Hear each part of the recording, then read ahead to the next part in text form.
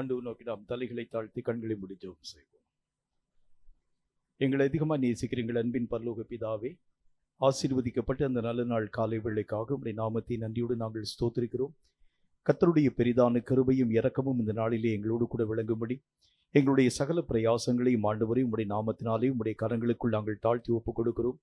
நீர் எங்களோடு கூட இருந்து இயங்குகிறது. இனி வரக்கூடிய ஒவ்வொரு வேளையிலும் நாங்கள் பிரத்யேகமாய் கண்டு உம்முடைய நாமத்தை மகிமைப்படுத்த கிருபை தந்து ஆசீர்வதிக்க வேண்டும் என்று நாங்கள் வேண்டிக் கொள்கிறோம். நாங்கள் பாடப்போகின்ற பாடல்கள், வாசிக்கப் போகின்ற வேத பகுதி, கர்த்தருடைய நாமத்தின் கர்த்தாவே உம்முடைய நாமத்தை மகிமைப்படுத்தும் ஆராதனை வேளைகள், கர்த்தருடைய வசனங்களை தியானிக்கும் வேளைகள் அத்தனிலும் உம்முடைய பிரசன்னம் துணையாய் நின்று எங்களை வழிநடத்தி ஆசீர்வதிக்க வேண்டும் என்று நாங்கள் வேண்டிக் கொள்கிறோம். இனி வரக்கூடிய ஒவ்வொரு வேளையும் கர்த்தருடைய கரங்களுக்குள்ளாக தாழ்த்தி ஒப்புக் கொடுக்கிறோம். உம்முடைய சித்தம் எங்கள் மூலம் நிறைவாக்கப்பட நேரே கிருபை தந்து ஆசீர்வதிக்க வேண்டும் என்று இயேசு கிறிஸ்துவின் நாமத்தினால் வேண்டிக் கொள்கிறோம் எங்கள் பரிசுத்தமுள்ள நல்ல பிதாவே, ஆமென்.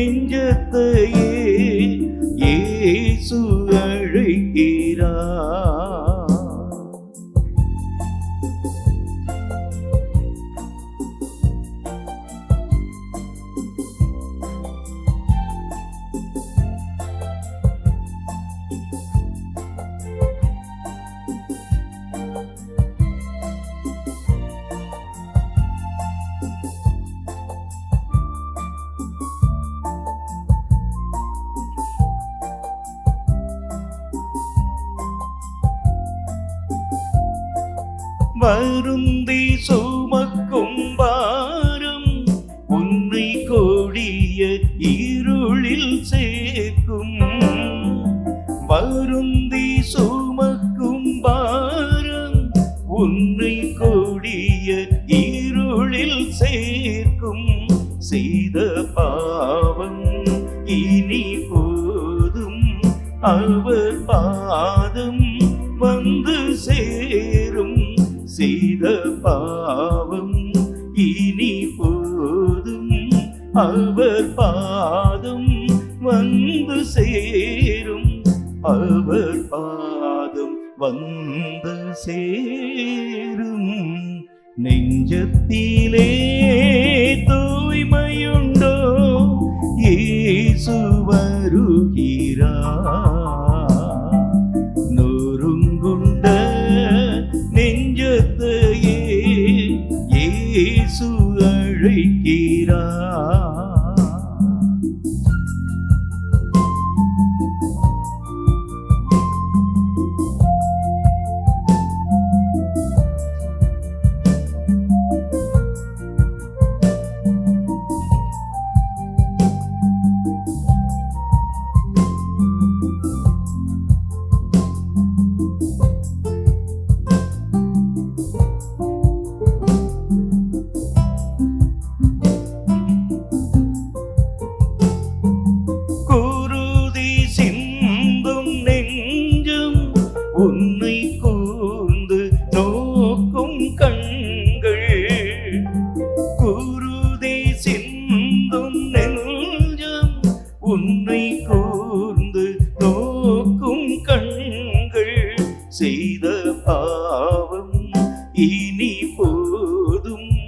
அவர் பாதம் வந்து சேரும்.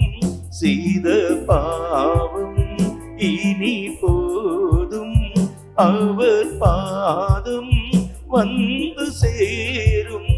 அவர் பாதம் வந்து சேரும். நெஞ்சத்திலே தூய்மையுண்டோ, இயேசு வருகிறார். நொறுங்குண்ட நெஞ்சத்தையே இயேசு அழைக்கிறார். நெஞ்சத்திலே தூய்மையுண்டோ, இயேசு வருகிறார். நொறுங்குண்ட நெஞ்சத்தையே இயேசு அழைக்கிறார். சங்கீதங்களின் புஸ்தகம் 138வது அதிகாரம். கர்த்தர் தாமே இந்த சங்கீத வாக்கியங்களின் மூலம் நம்மோடு பேசும்படி தலைகளை தாழ்த்தி கண்களை மூடி கர்த்தரை நோக்கி நாம் ஜெபித்து தொடர்ந்து நாம் யாவரும் எழுந்து நின்று இந்த சங்கீதத்தை ஆராதனையோடு இணைந்து வாசிப்போம். சங்கீதங்களின் புஸ்தகம் 138வது அதிகாரம். கர்த்தர் தாமே இந்த சங்கீத வாக்கியங்களின் மூலம் நம்மோடு பேசும்படி தலைகளை தாழ்த்தி கண்களை மூடி கர்த்தரை நோக்கி நாம் ஜெபம் செய்வோம். எங்களை அதிகமாக நேசிக்கிற எங்கள் அன்பின் பரலோக பிதாவை, உம்மால் எழுதி கொடுக்கப்பட்ட இந்த சத்திய வேத எழுத்துக்களுக்காக நன்றி. இவைகளை வாசித்து அறிந்து உணர்ந்து இவைகளுக்குரிய சகல நன்மைகளையும் பாக்கியங்களையும் தடையில்லாமல் எங்கள் வாழ்க்கையை பெற்றுக்கொள்ள ஆவியானவராகிய கர்த்தர் ஏற்ற வல்லமைகளை தந்து ஆசீர்வதிக்க வேண்டும் என்று நாங்கள் வேண்டிக் கொள்கிறோம். இந்த வசனங்கள் சொல்லும் ஒவ்வொரு சத்தியமான ஆழ்ந்த கருத்துக்களை நாங்கள் கற்கவும், அவைகளின்படி வாழவும், நித்திய ராஜ்யத்தை வந்தடையவும் கிருபை தந்து ஆசீர்வதிக்க வேண்டும் என்று இயேசு கிறிஸ்துவின் நாமத்தினால் வேண்டிக் கொள்கிறோம் எங்கள் பரிசுத்தமுள்ள நல்ல பிதாவே. ஆமீன், ஆமீன். எழுந்து நின்று 138வது சங்கீதத்தை ஆராதனையோடு நாம் இணைந்து வாசிப்போம். உம்மையின் முழு இருதயத்தோடும் துதிப்பேன், தேவர்களுக்கு முன்பாக உம்மை கீர்த்தனம் பண்ணுவேன். அல்லேலூயா, அல்லேலூயா, அல்லேலூயா, அல்லேலூயா, அல்லேலூயா, அல்லேலூயா, அல்லேலூயா, அல்லேலூயா. பரிசுத்த ஆலயத்திற்கு நேராக நான் பணிந்து உமது கிருபை நிமித்தமும் உமது உண்மை நிமித்தமும் உமது நாமத்தை துதிப்பேன். உமது சகல பிரஸ்தாபத்தை பார்க்கிலும் உமது வார்த்தையை நீர் மகிமைப்படுத்தி இருக்கிறேன். அல்லேலூயா, அல்லேலூயா, அல்லேலூயா, அல்லேலூயா. நான் கூப்பிட்ட நாளிலே எனக்கு மறு உத்தரவு அருளினீர், என் ஆத்துமாவிலே பலன் தந்து என்னை தைரியப்படுத்தினீர். அல்லேலூயா, அல்லேலூயா, அல்லேலூயா, அல்லேலூயா, அல்லேலூயா, அல்லேலூயா, அல்லேலூயா, அல்லேலூயா. கர்த்தாவே, பூமியின் ராஜாக்கள் எல்லாரும் உமது வாயின் வார்த்தைகளை கேட்கும்போது உம்மை துதிப்பார்கள். அல்லேலூயா, அல்லேலூயா, அல்லேலூயா, அல்லேலூயா. கர்த்தரின் மகிமை பெரிதாய் இருப்பதினால் அவர்கள் கர்த்தரின் வழிகளை பாடுவார்கள். அல்லேலூயா, அல்லேலூயா, அல்லேலூயா, அல்லேலூயா, அல்லேலூயா, அல்லேலூயா, அல்லேலூயா, அல்லேலூயா. கர்த்தர் உயர்ந்தவராய் இருந்தும் தாழ்மையுள்ளவனை நோக்கி பார்க்கிறார், மேட்டிமையானவனையோ தூரத்திலிருந்து அறிகிறார். அல்லேலூயா, Alleluia,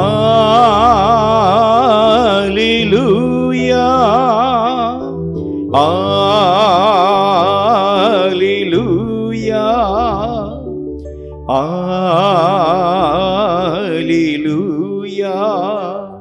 நான் துன்பத்தின் நடுவில் நடந்தாலும் நீர் என்னை உயிர்ப்பிப்பீர். என் சத்துருக்களின் கோபத்திற்கு விரோதமாக உமது கையை நீட்டுவீர். உமது வலது கரம் என்னை ரட்சிக்கும். Alleluia, Alleluia, Alleluia, Alleluia, Alleluia, Alleluia, Alleluia, Alleluia. கர்த்தர் எனக்காக யாவையும் செய்து முடிப்பார். கர்த்தாவே, உமது கிருபை என்றும் உள்ளது. உமது கரத்தின் கிரியைகளை நெகிழ விடாதிருப்பீராக. Alleluia, Alleluia, Alleluia, Alleluia.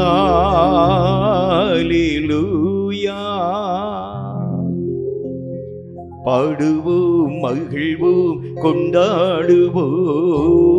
அப்பா சமூகத்தில் பாடி மகிழ்ந்து கொண்டாடுவோம்.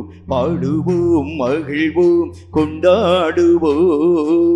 அப்பா சமூகத்தில் பாடி மகிழ்ந்து கொண்டாடுவோம். அக்கினி மதில் நீரே, ஆறுதல் மழை நீரே. அக்கினி மதில் நீரே, ஆறுதல் மழை நீரே. இக்கட்டில் துணை நீரே, இருளில் வெளிச்சம் நீரே. இக்கட்டில் துணை நீரே, இருளில் வெளிச்சம் நீரே. கரங்களை தட்டி நன்றி, நன்றி, நன்றி, நன்றி, நன்றி, நன்றி. பாடுவோம், மகிழ்வோம், கொண்டாடுவோம். அப்பா சமூகத்தில் பாடி மகிழ்ந்து கொண்டாடுவோம். பாடுவோம், மகிழ்வோம், கொண்டாடுவோம். அப்பா சமூகத்தில் மகிழ்ந்து கொண்டாடுவோம். துயர் நீக்கும் மருத்துவரே, என் துதிக்கு பாத்திரரே. துயர் நீக்கும் மருத்துவரே, ஆமென் ஆண்டவரே, என் துதிக்கு பாத்திரரே. பலனெல்லாம் நீதானையா, என் பிரியவும் நீதானையா. பலனெல்லாம் நீதானையா, என் பிரியவும் நீதானையாமே. நன்றி, நன்றி, நன்றி, நன்றி, நன்றி, நன்றி. பாடுவோம், மகிழ்வோம், கொண்டாடுவோம். அப்பா சமூகத்தில் பாடி மகிழ்ந்து கொண்டாடுவோம். பாடுவோம், மகிழ்வோம், கொண்டாடுவோம். அப்பா சமூகத்தில் பாடி மகிழ்ந்து கொண்டாடுவோம். அன்பு கூறுவேன், இன்னும் அதிகமாய் ஆராதிப்பேன். இன்னும் ஹல்லேலூயா. அன்பு கூறுவேன், இன்னும் அதிகமாய் ஆராதிப்பேன். இன்னும் ஆர்வமாய் உம்மை முழு உள்ளத்தோடு ஆராதிப்பேன். முழு வேலத்தோடு அன்பு கூறுவேன். ஆராதனை, ஆராதனை, ஆராதனை, ஆராதனை, ஹல்லேலூயா. ஆராதனை, ஆராதனை, ஆராதனை, ஆராதனை. எபினேசரே, எபினேசரே, இதுவரையில் உதவி நீரே. எபினேசரே, ஆமென். எபினேசரே, இதுவரையில் உதவி நீரே. இதுவரையில் உதவினீரே. உம்மை முழு உள்ளத்தோடு ஆராதிப்பே, முழு வேலத்தோடு அன்பு கூறுவே. ஆராதனை ஆராதனை ஆராதனை ஆராதனை ஆராதனை ஆராதனை ஆராதனை ஆராதனை. கைதட்டி பாடி மகிழ்ந்திருப்போ, கர்த்தர் சமூகத்தில் களி கூறுவோ.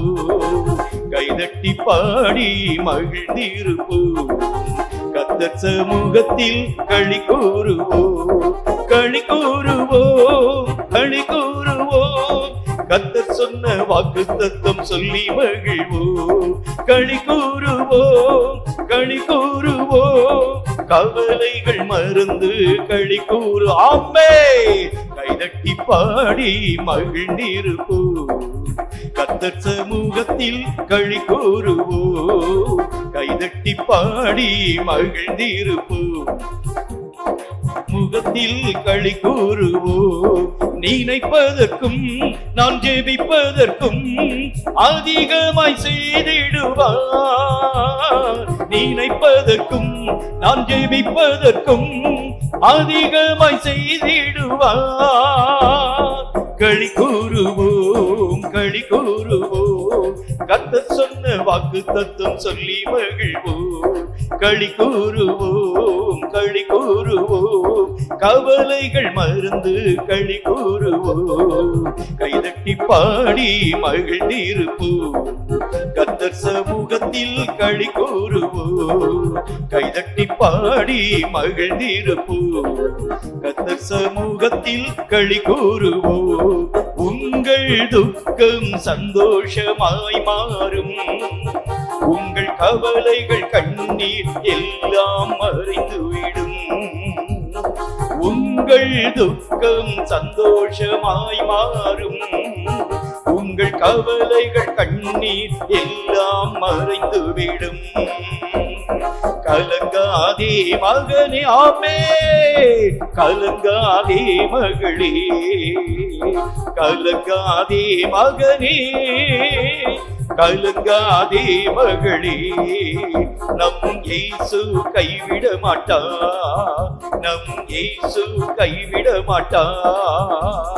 நொறுங்குண்ட இதயம் தேற்றுகிறார், உடைந்த உள்ளம் தாங்குகிறார். நொறுங்குண்ட இதயம் தேற்றுகிறார், உடைந்த உள்ளம் தாங்குகிறார். காயங்கள் அனைத்தையும் கட்டுகிறார், கண்ணீர் துடைக்கிறார்.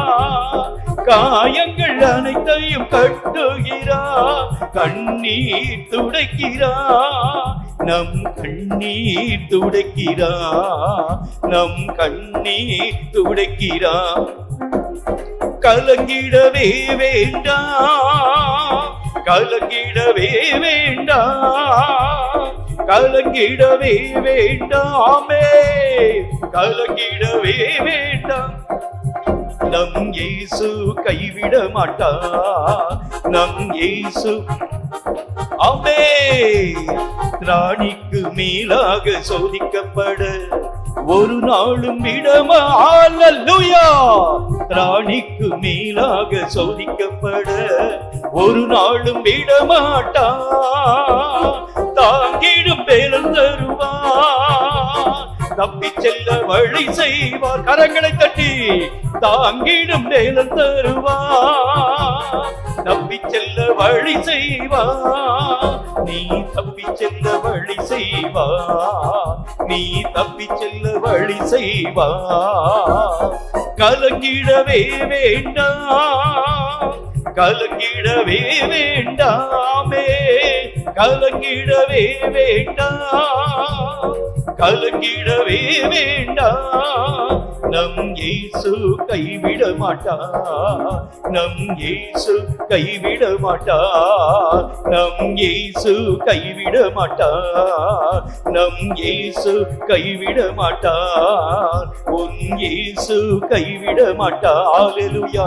நம் இயேசு கைவிட மாட்டா.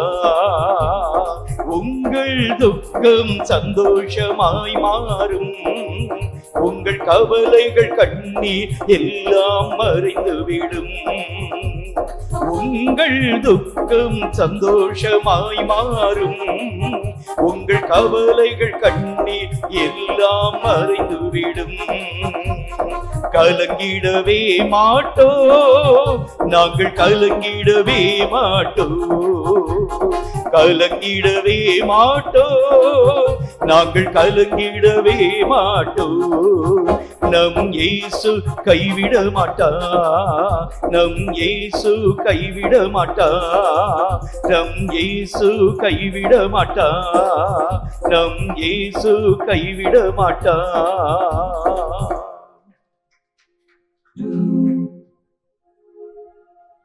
யோசனையில் பெரியவரே ஆராதனை ஆராதனை, செயல்களிலே வல்லவரே ஆராதனை ஆராதனை. கரங்களை உயர்த்தி ஓசன்னா உன்னத தேவனே, ஓசன்னா ஓசன்னா ஓசன்னா ஓசன்னா, உன்னத தேவனே, ஓசன்னா ஓசன்னா ஓசன்னா ஓசன்னா ஓசன்னா ஓசன்னா ஓசன்னா ஓசன்னா ஓசன்னா. கண்மணி போல் என்னை காப்பவரே ஆராதனை ஆராதனை, கழுகு போல சுமப்பவரே ஆராதனை ஆராதனை. ஓசன்னா உன்னத தேவனே, ஓசன்னா ஓசன்னா ஓசன்னா ஓசன்னா, உன்னத தேவனே,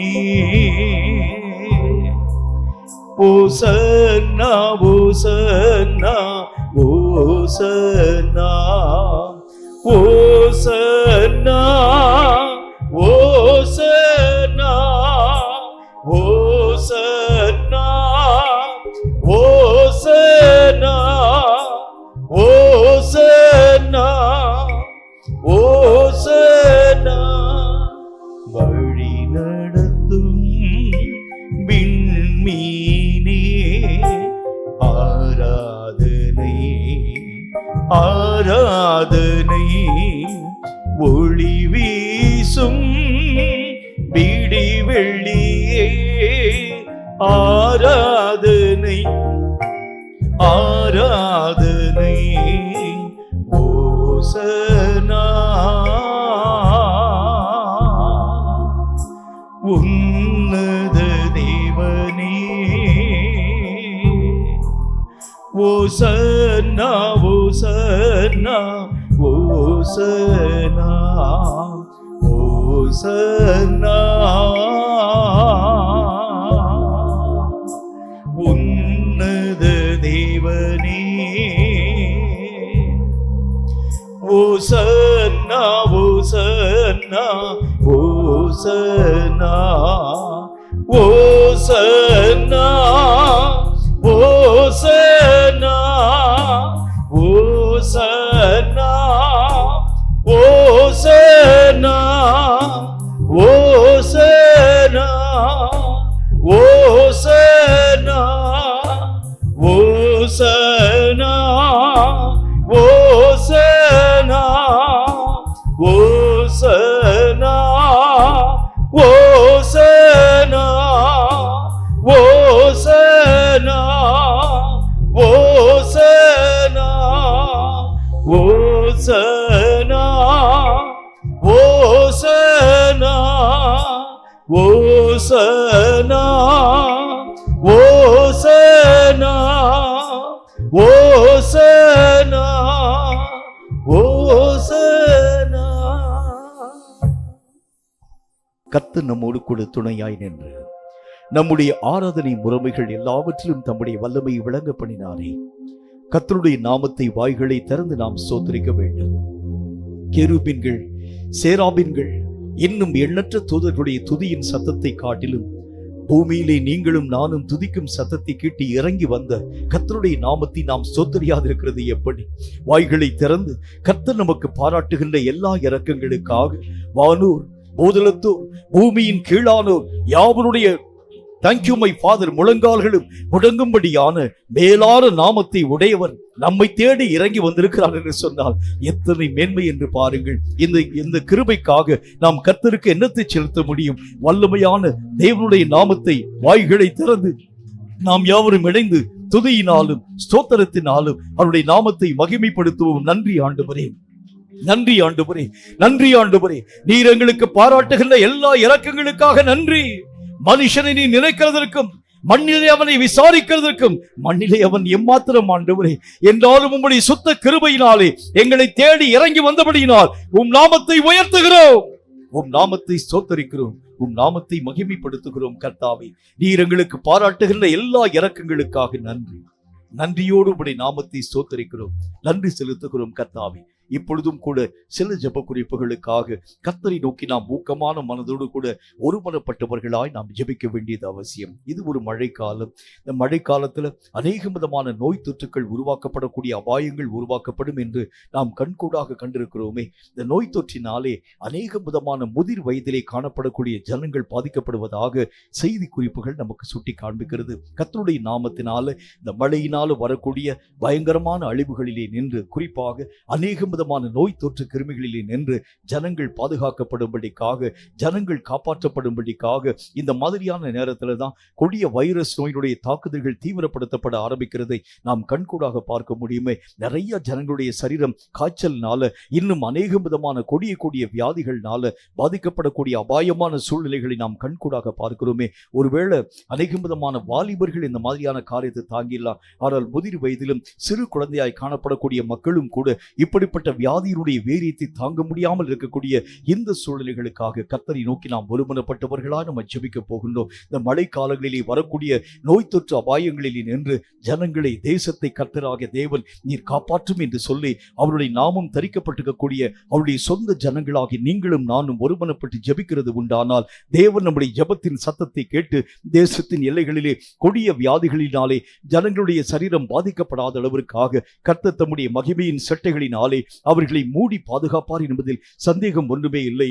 எல்லாரும் வாய்களை திறந்து இந்த குறிப்புக்காக மழைக்காலங்களிலே வரக்கூடிய நோய் தொற்றுகளிலே நின்று ஜனங்களுடைய சரீரத்தை தேவ கரம் காப்பாற்றும்படிக்காக இந்த மாதிரி மக்களுக்கு அநேக விதமான ட்ரீட்மெண்ட் கொடுக்கக்கூடிய மருத்துவர்களும் கூட இந்த நோயினாலே பாதிக்கப்படாத அளவிற்காக, ஒவ்வொரு விதமான மக்களுக்கும் நல்ல மருந்துகளை தரக்கூடிய அளவிற்காக, மருத்துவர்களுக்கு ஏற்ற ஞானத்தை கர்த்தராகிய தேவன் தரும்படிக்காக ஆஸ்பத்திரி இந்த மாதிரியான நேரங்களில் மெய்யாகவே அநேகம் ஜனங்களால் நிரப்பப்படக்கூடிய நிலைகளை நாம் கண்கூடாக பார்க்குமே. அதில் பணியாற்றக்கூடிய மக்களுக்கு கூட இந்த மாதிரி நோய் தொற்றினுடைய காரியங்கள் உருவாக்கப்படாத அளவிற்காக தேவ கரம் தேசத்தின் எல்லைகளை, எல்லா ஜனங்களை, குறிப்பாக மருத்துவ ரீதியிலே செயலாற்றக்கூடிய மக்களுக்காக, செவிலியர்களுக்காக, எல்லா விதமான தாதிமார்களுக்காக, அவர்களுடைய பாதுகாப்புகளுக்காக எல்லாரும் வாய்களை திறந்து சத்தத்தை உயர்த்தி கரங்களை தட்டி கர்த்தருடைய நாமத்தை நாம் யாவரும் இணைந்து ஸ்தோத்தரிக்க போகிறோம். நன்றி ஆண்டவரே. கர்த்தராகிய தேவன் இரக்கங்களை தரும்படிக்காக எல்லாரும் கர்த்தருடைய நாமத்தினாலே கரங்களை தட்டி கர்த்தருடைய நாமத்தினாலே ஒருமனப்பட்டு நம்ம ஜெபிக்கலாம். கர்த்தர் இறங்கணும், வேண்டும். கர்த்தர் கிருபைகளை தரணும். இந்த மாதிரி மழைக்காலங்களில் வரக்கூடிய நோய் தொற்று அபாயங்களில் நின்று தேச எல்லைகளை கர்த்தருடைய கரம் காப்பாற்றும்படிக்காக அவருடைய நாமம் தரிக்கப்பட்டிருக்கக்கூடிய நீங்களும் நானும் ஒருமனப்பட்டு இந்த ஜெபம் போதாது, இன்னும் நம்ம ஊக்கமா ஜெபிக்கணும், இன்னும் ஊக்கமா ஜெபிக்கணும். ஜனங்களுடைய பாதுகாப்புகளுக்காக, ஜனங்களுடைய காப்பாற்றப்படக்கூடிய நிலைகளுக்காக, இந்த மாதிரி நோய் தொற்றினாலே பாதிக்கப்பட்டிருக்கக்கூடிய மக்களுக்கு கர்த்தராகிய தேவன் நல்ல ஆரோக்கியத்தை தரும்படிக்காக எல்லாரும் வாய்களை தரங்க, எல்லாரும் வாய்களை தரங்க, எல்லாரும் வாய்களை தரங்க. நன்றி ஆண்டவரே, நன்றி ஆண்டவரே, நன்றி ஆண்டவரே. கர்த்தருடைய இரக்கங்களுக்காக ஜெபிக்கிறோம், கர்த்தருடைய கிருபைகளுக்காக ஜெபிக்கிறோம், கர்த்தருடைய இப்படிப்பட்ட ஆசீர்வதிக்கக்கூடிய வல்லமைகளுக்காக நாங்கள் இணைந்து ஜெபிக்கிறோம். கர்த்தர் எங்கள் ஜெபங்களின் சத்தங்களை கேட்டு மழைக்காலங்களிலே உருவாக்கப்படக்கூடிய நோய் தொற்றுகளிலே நின்று தேச எல்லைகளிலே பாதுகாத்து ஆசீர்வதிக்க வேண்டும் என்று இயேசு கிறிஸ்துவின் நாமத்தினால் ஒருமனப்பட்டு ஜெபித்திருக்கிறோம் எங்கள் பரிசுத்தமுள்ள நல்ல பிதாவே. ஆண்டவராகிய இயேசு கிறிஸ்துவின் நாமத்தினாலே உங்கள் யாவருக்கும் அன்பின் வாழ்த்துக்களை நான் தெரிவித்துக் கொள்கின்றேன். பலன் தரக்கூடிய ஒரு வாழ்க்கையினுடைய நிலைகளை பற்றி நம்முடைய தியானத்தின் வடிவாக நாம் கற்றுக்கொண்டு வருகின்றோம். ஒவ்வொரு மனுஷனுக்கும் ஆண்டவராகிய தேவன் கிருபைகளை, சமாதானத்தை இந்த உலகத்திலே வைத்து மிகுதியான பலன்களை அவன் தரக்கூடிய அளவிற்காக என்னென்ன விதமான காரியங்களெல்லாம் அவனுக்கு ஆண்டவராகிய தேவன் தர முடியுமோ அவைகள் எல்லாவற்றையும் தந்து அவனை வளரச் செய்து அவனுக்கு தேவையான உரங்களை போட்டு தேவையான தண்ணீரை பாய்ச்சி கிளைகளை நறுக்கி கிளைகளை பிடுங்கி எல்லா காரியங்களையும் கர்த்தராகிய தேவன் செய்து கொண்டு வருகிறார். அதற்கு என்ன காரியம் அப்படின்னா, என்ன காரணம் அப்படின்னா மிகுந்த பலன்களை நீங்கள் நானும் கொடுக்க வேண்டும் என்று கர்த்தராகிய தேவன் நம்மிடத்திலே எதிர்பார்க்க ஆரம்பிக்கின்றார். பலன்கள்ல 2 வகையை பற்றி உங்களுக்கு நான் சொல்லியிருக்கிறேன். ஒரு சாதாரணமான வகையிலே வரக்கூடிய ஒரு பலனுக்குரிய ஒரு வாழ்க்கை, மிகுந்த பலன்களை நாம் தரக்கூடிய ஒரு வாழ்க்கை. இந்த மிகுதியான பலன்களை நாம் தர வேண்டும் என்றால் சில தன்மைகளிலே நின்று நீங்களும் நானும் விடுதலையாக்கப்பட வேண்டும். சில காரியங்கள் நம்முடைய வாழ்க்கையில் சீராக காணப்பட வேண்டியது அவசியம். சில நிலைகள் மாற்றப்பட ஆரம்பித்தால்தான் இந்த சூழ்நிலைகளிலே நின்று நீங்களும் நானும் விலக்கி ஆண்டவராகிய தேவனுடைய எதிர்பார்ப்புக்கு உட்படுத்தப்பட்ட ஒரு நிலைகளின் ஊடாக கடந்து போக நம்மால் முடியும். வேதம் சொல்லக்கூடிய வார்த்தையை வாசிக்கிறேன் கேளுங்க. 2 யோவானின் புஸ்தகம் 8வது வசனம் இந்த வார்த்தையை நமக்கு சொல்கிறது. 2 யோவான் 8வது வசனத்தை வாசிக்கிறேன். அது என்ன சொல்லுது பாருங்க. உங்கள் செய்கைகளின் பலனை இழந்து போகாமல் பூரண பலனை பெறும்படி எச்சரிக்கையாய் இருங்கள். ஆண்டவருடைய வேத புஸ்தகத்துல கர்த்தராகிய தேவன் நம்முடைய வாழ்க்கையில எதிர்பார்க்கும் இந்த பூரண பலனுக்குரிய ஒரு தன்மைகளை பற்றி கர்த்தருடைய வேதம் திட்டமும் தீர்க்கமாய் நம்ம கூட பேச துவங்க ஆரம்பிக்கிறது. மிகுதியான பலன்களை நாம் கொடுக்கிறது உண்டானால் அதற்குரிய சகல விதமான மகிமைகளை நாம் நம்முடைய வாழ்க்கையிலே தடையில்லாமல் பெற்றுக்கொள்ள முடியும்.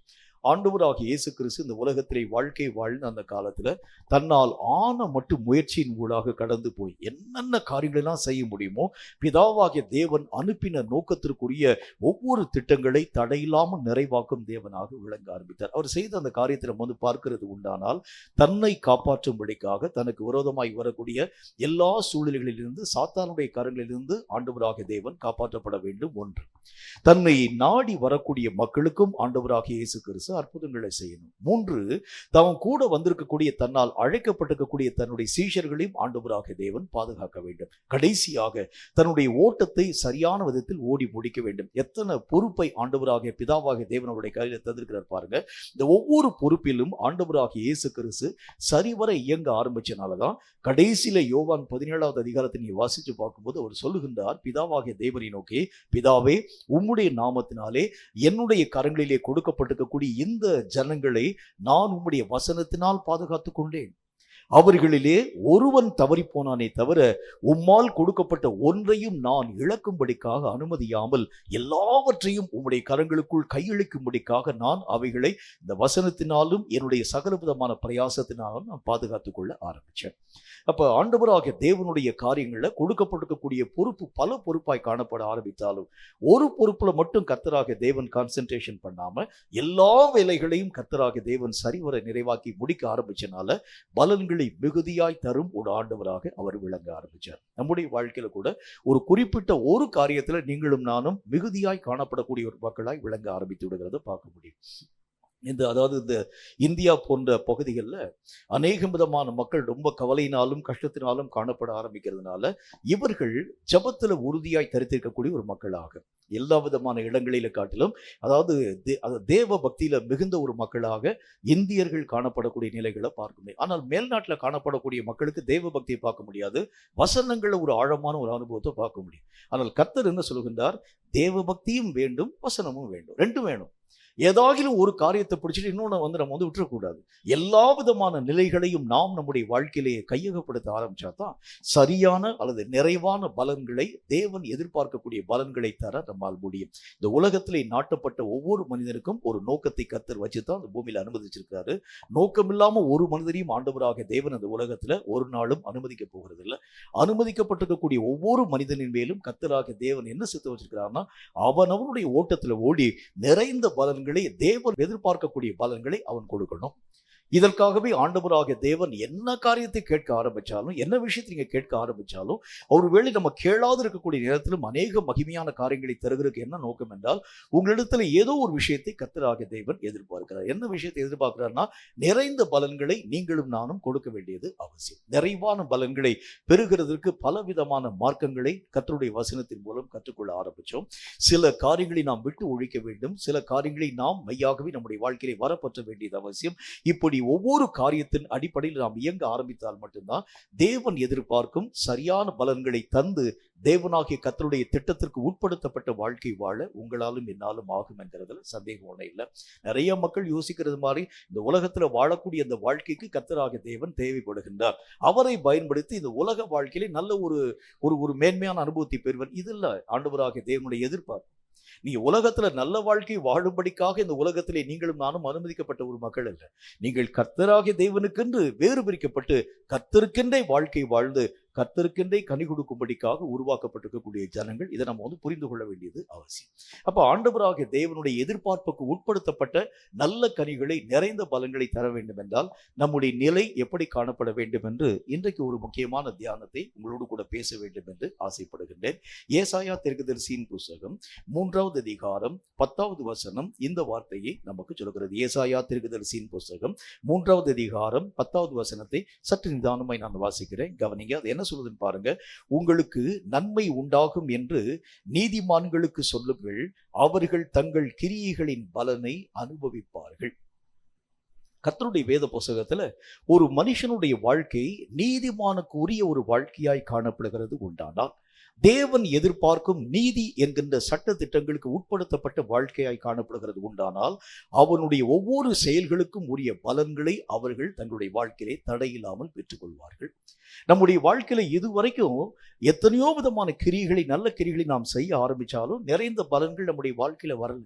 நன்மைகளுக்கு பதிலாக தீமைகள் நம்முடைய வாழ்க்கையிலே வந்ததை தவிர, நன்மைகளுக்கு பலனாக அநேக விதமான நன்மைகள் நம்முடைய வாழ்க்கையிலே கொடுக்கப்பட முடியாமல் போனதுக்கு என்ன காரணம் என்றால், தகுதி இல்லாமல் நம்முடைய வாழ்க்கையுடைய நிலைகள் காணப்பட ஆரம்பிச்சதுனால விதைத்த அநேக விதமான நன்மைகளுக்கு பதிலாக தீமையான காரியங்களை அறுக்கும் ஒரு மக்களாய் விளங்க ஆரம்பிச்சோம். இப்ப கர்த்தர் சொல்லுகின்றார், நீதிமானாக நீ மாற்றத்தின் ஊடாக கடந்து போகிறது உண்டானால் உன்னுடைய கிரியைகள் ஒவ்வொன்றுக்கும் உரிய நிறைந்த பலன்களை தடையில்லாமல் நீ உன்னுடைய வாழ்க்கையிலே பெற்றுக்கொள்ள முடியும்.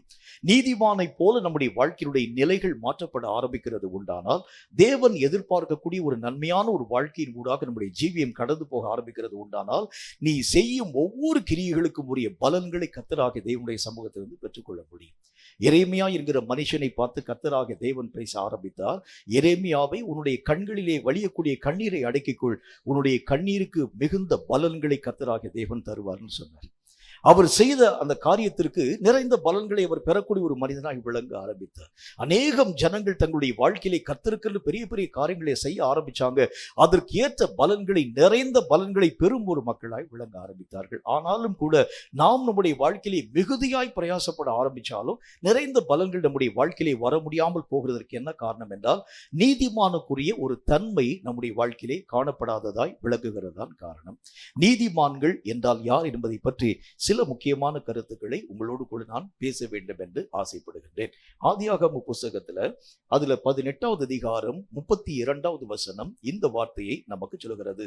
ஆதியாகமம் 18வது அதிகாரம் 32வது வசனத்தை வாசிக்கிறேன். அது என்ன விதமான வார்த்தையை நமக்கு சொல்கிறது என்று பாருங்கள்.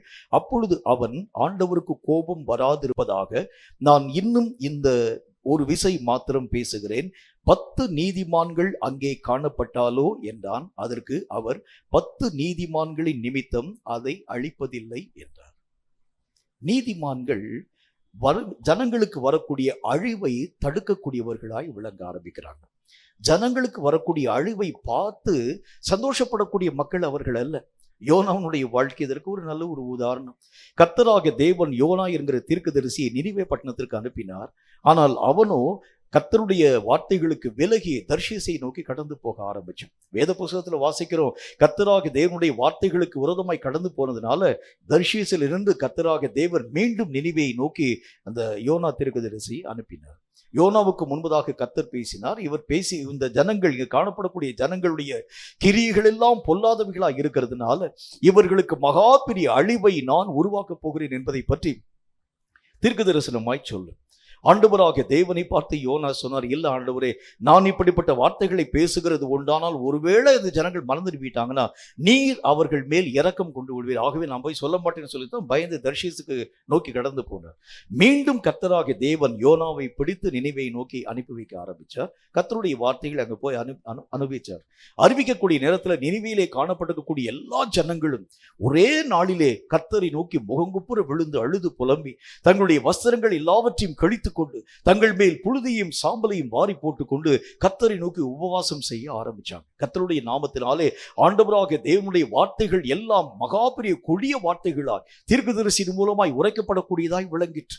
ஆகவே இந்த வார்த்தைகளின் அடிப்படையில் இந்த நினிவே நகரம் முழுவதும் முற்றிலும் அழிக்கப்படுவோ என்று சொல்லக்கூடிய பயத்தோடு கூட நாம் காணப்பட ஆரம்பிக்கிறதுனால இந்த தேசத்திலே காணப்படும் எல்லா ஜனங்களுக்கும் நீங்கள் உபவாசத்தை அறிவிக்க வேண்டும். ஜனங்கள் மட்டுமல்ல, அங்கு காணப்படக்கூடிய ஆடுகளுக்கும் மாடுகளுக்கும் எல்லா விதமான காரியங்களுக்கும் உபவாசத்தை சொல்லுங்கன்னு சொல்லி எல்லா ஜனங்களும் ஒருமனப்பட்டு ரெட்டை உடுத்திக் கொண்டு சாம்பலில் உட்கார்ந்து கர்த்தராகிய தேவனை நோக்கி நாம் முறையிடுவோம் என்று சொல்லி கர்த்தரை நோக்கி ஜெபிக்க ஆரம்பிச்சான்.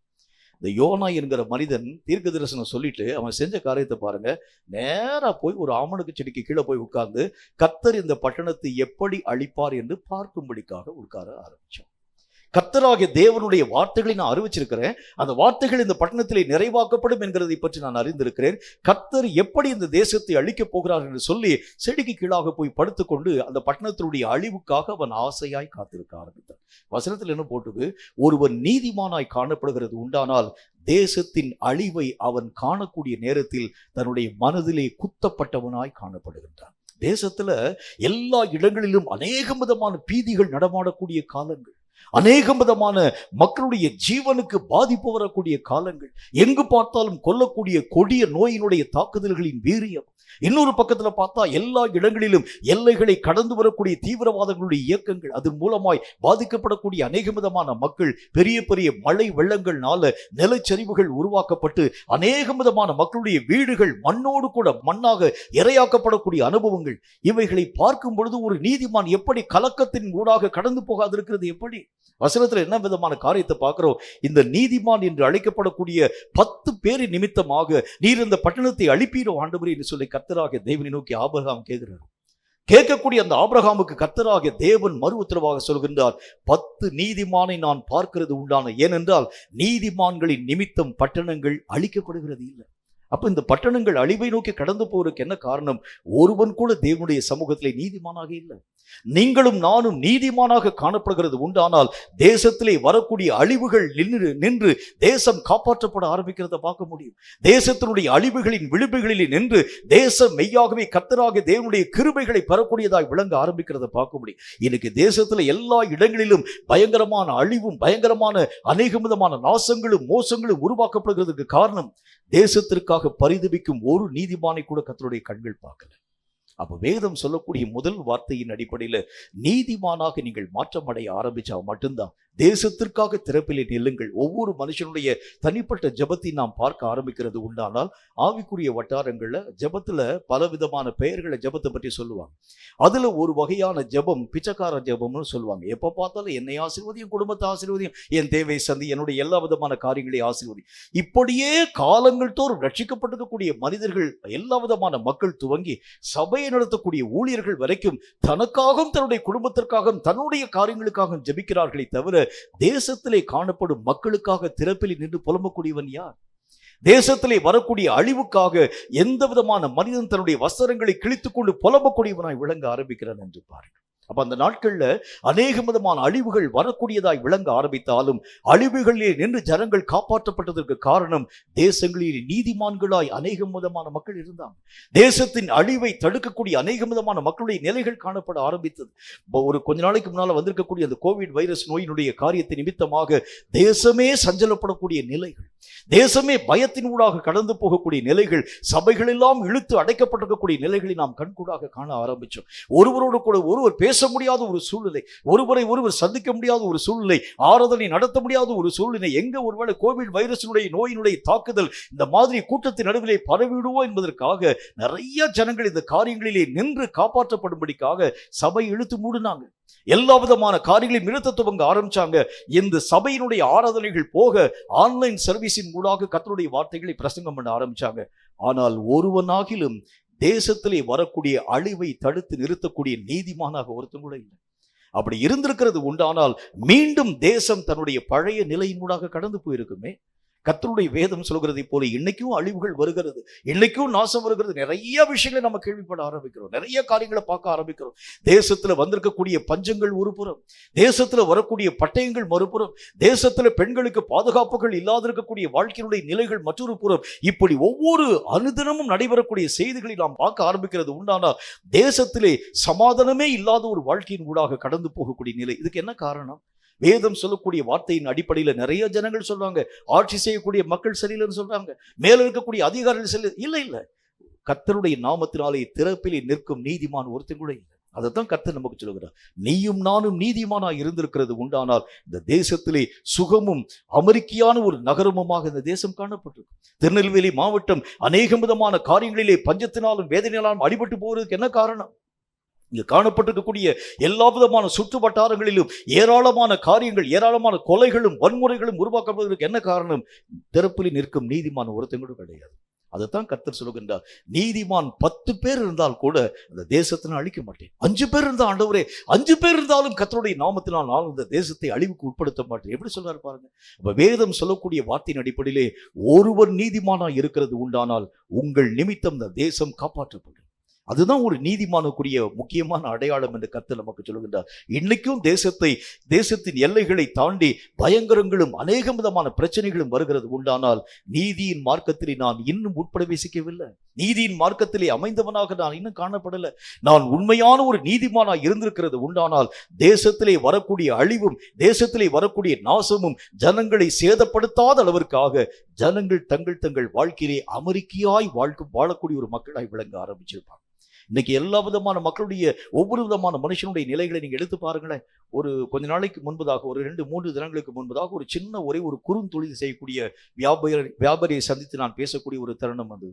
அவர் நான் பேசி கொண்டிருக்கக்கூடிய நேரத்துல முன்பு போலலாம் எங்களுடைய வியாபாரம் ஒண்ணுமே இல்லையா, எல்லா விதமான வியாபாரம் படுத்து போயிருச்சு.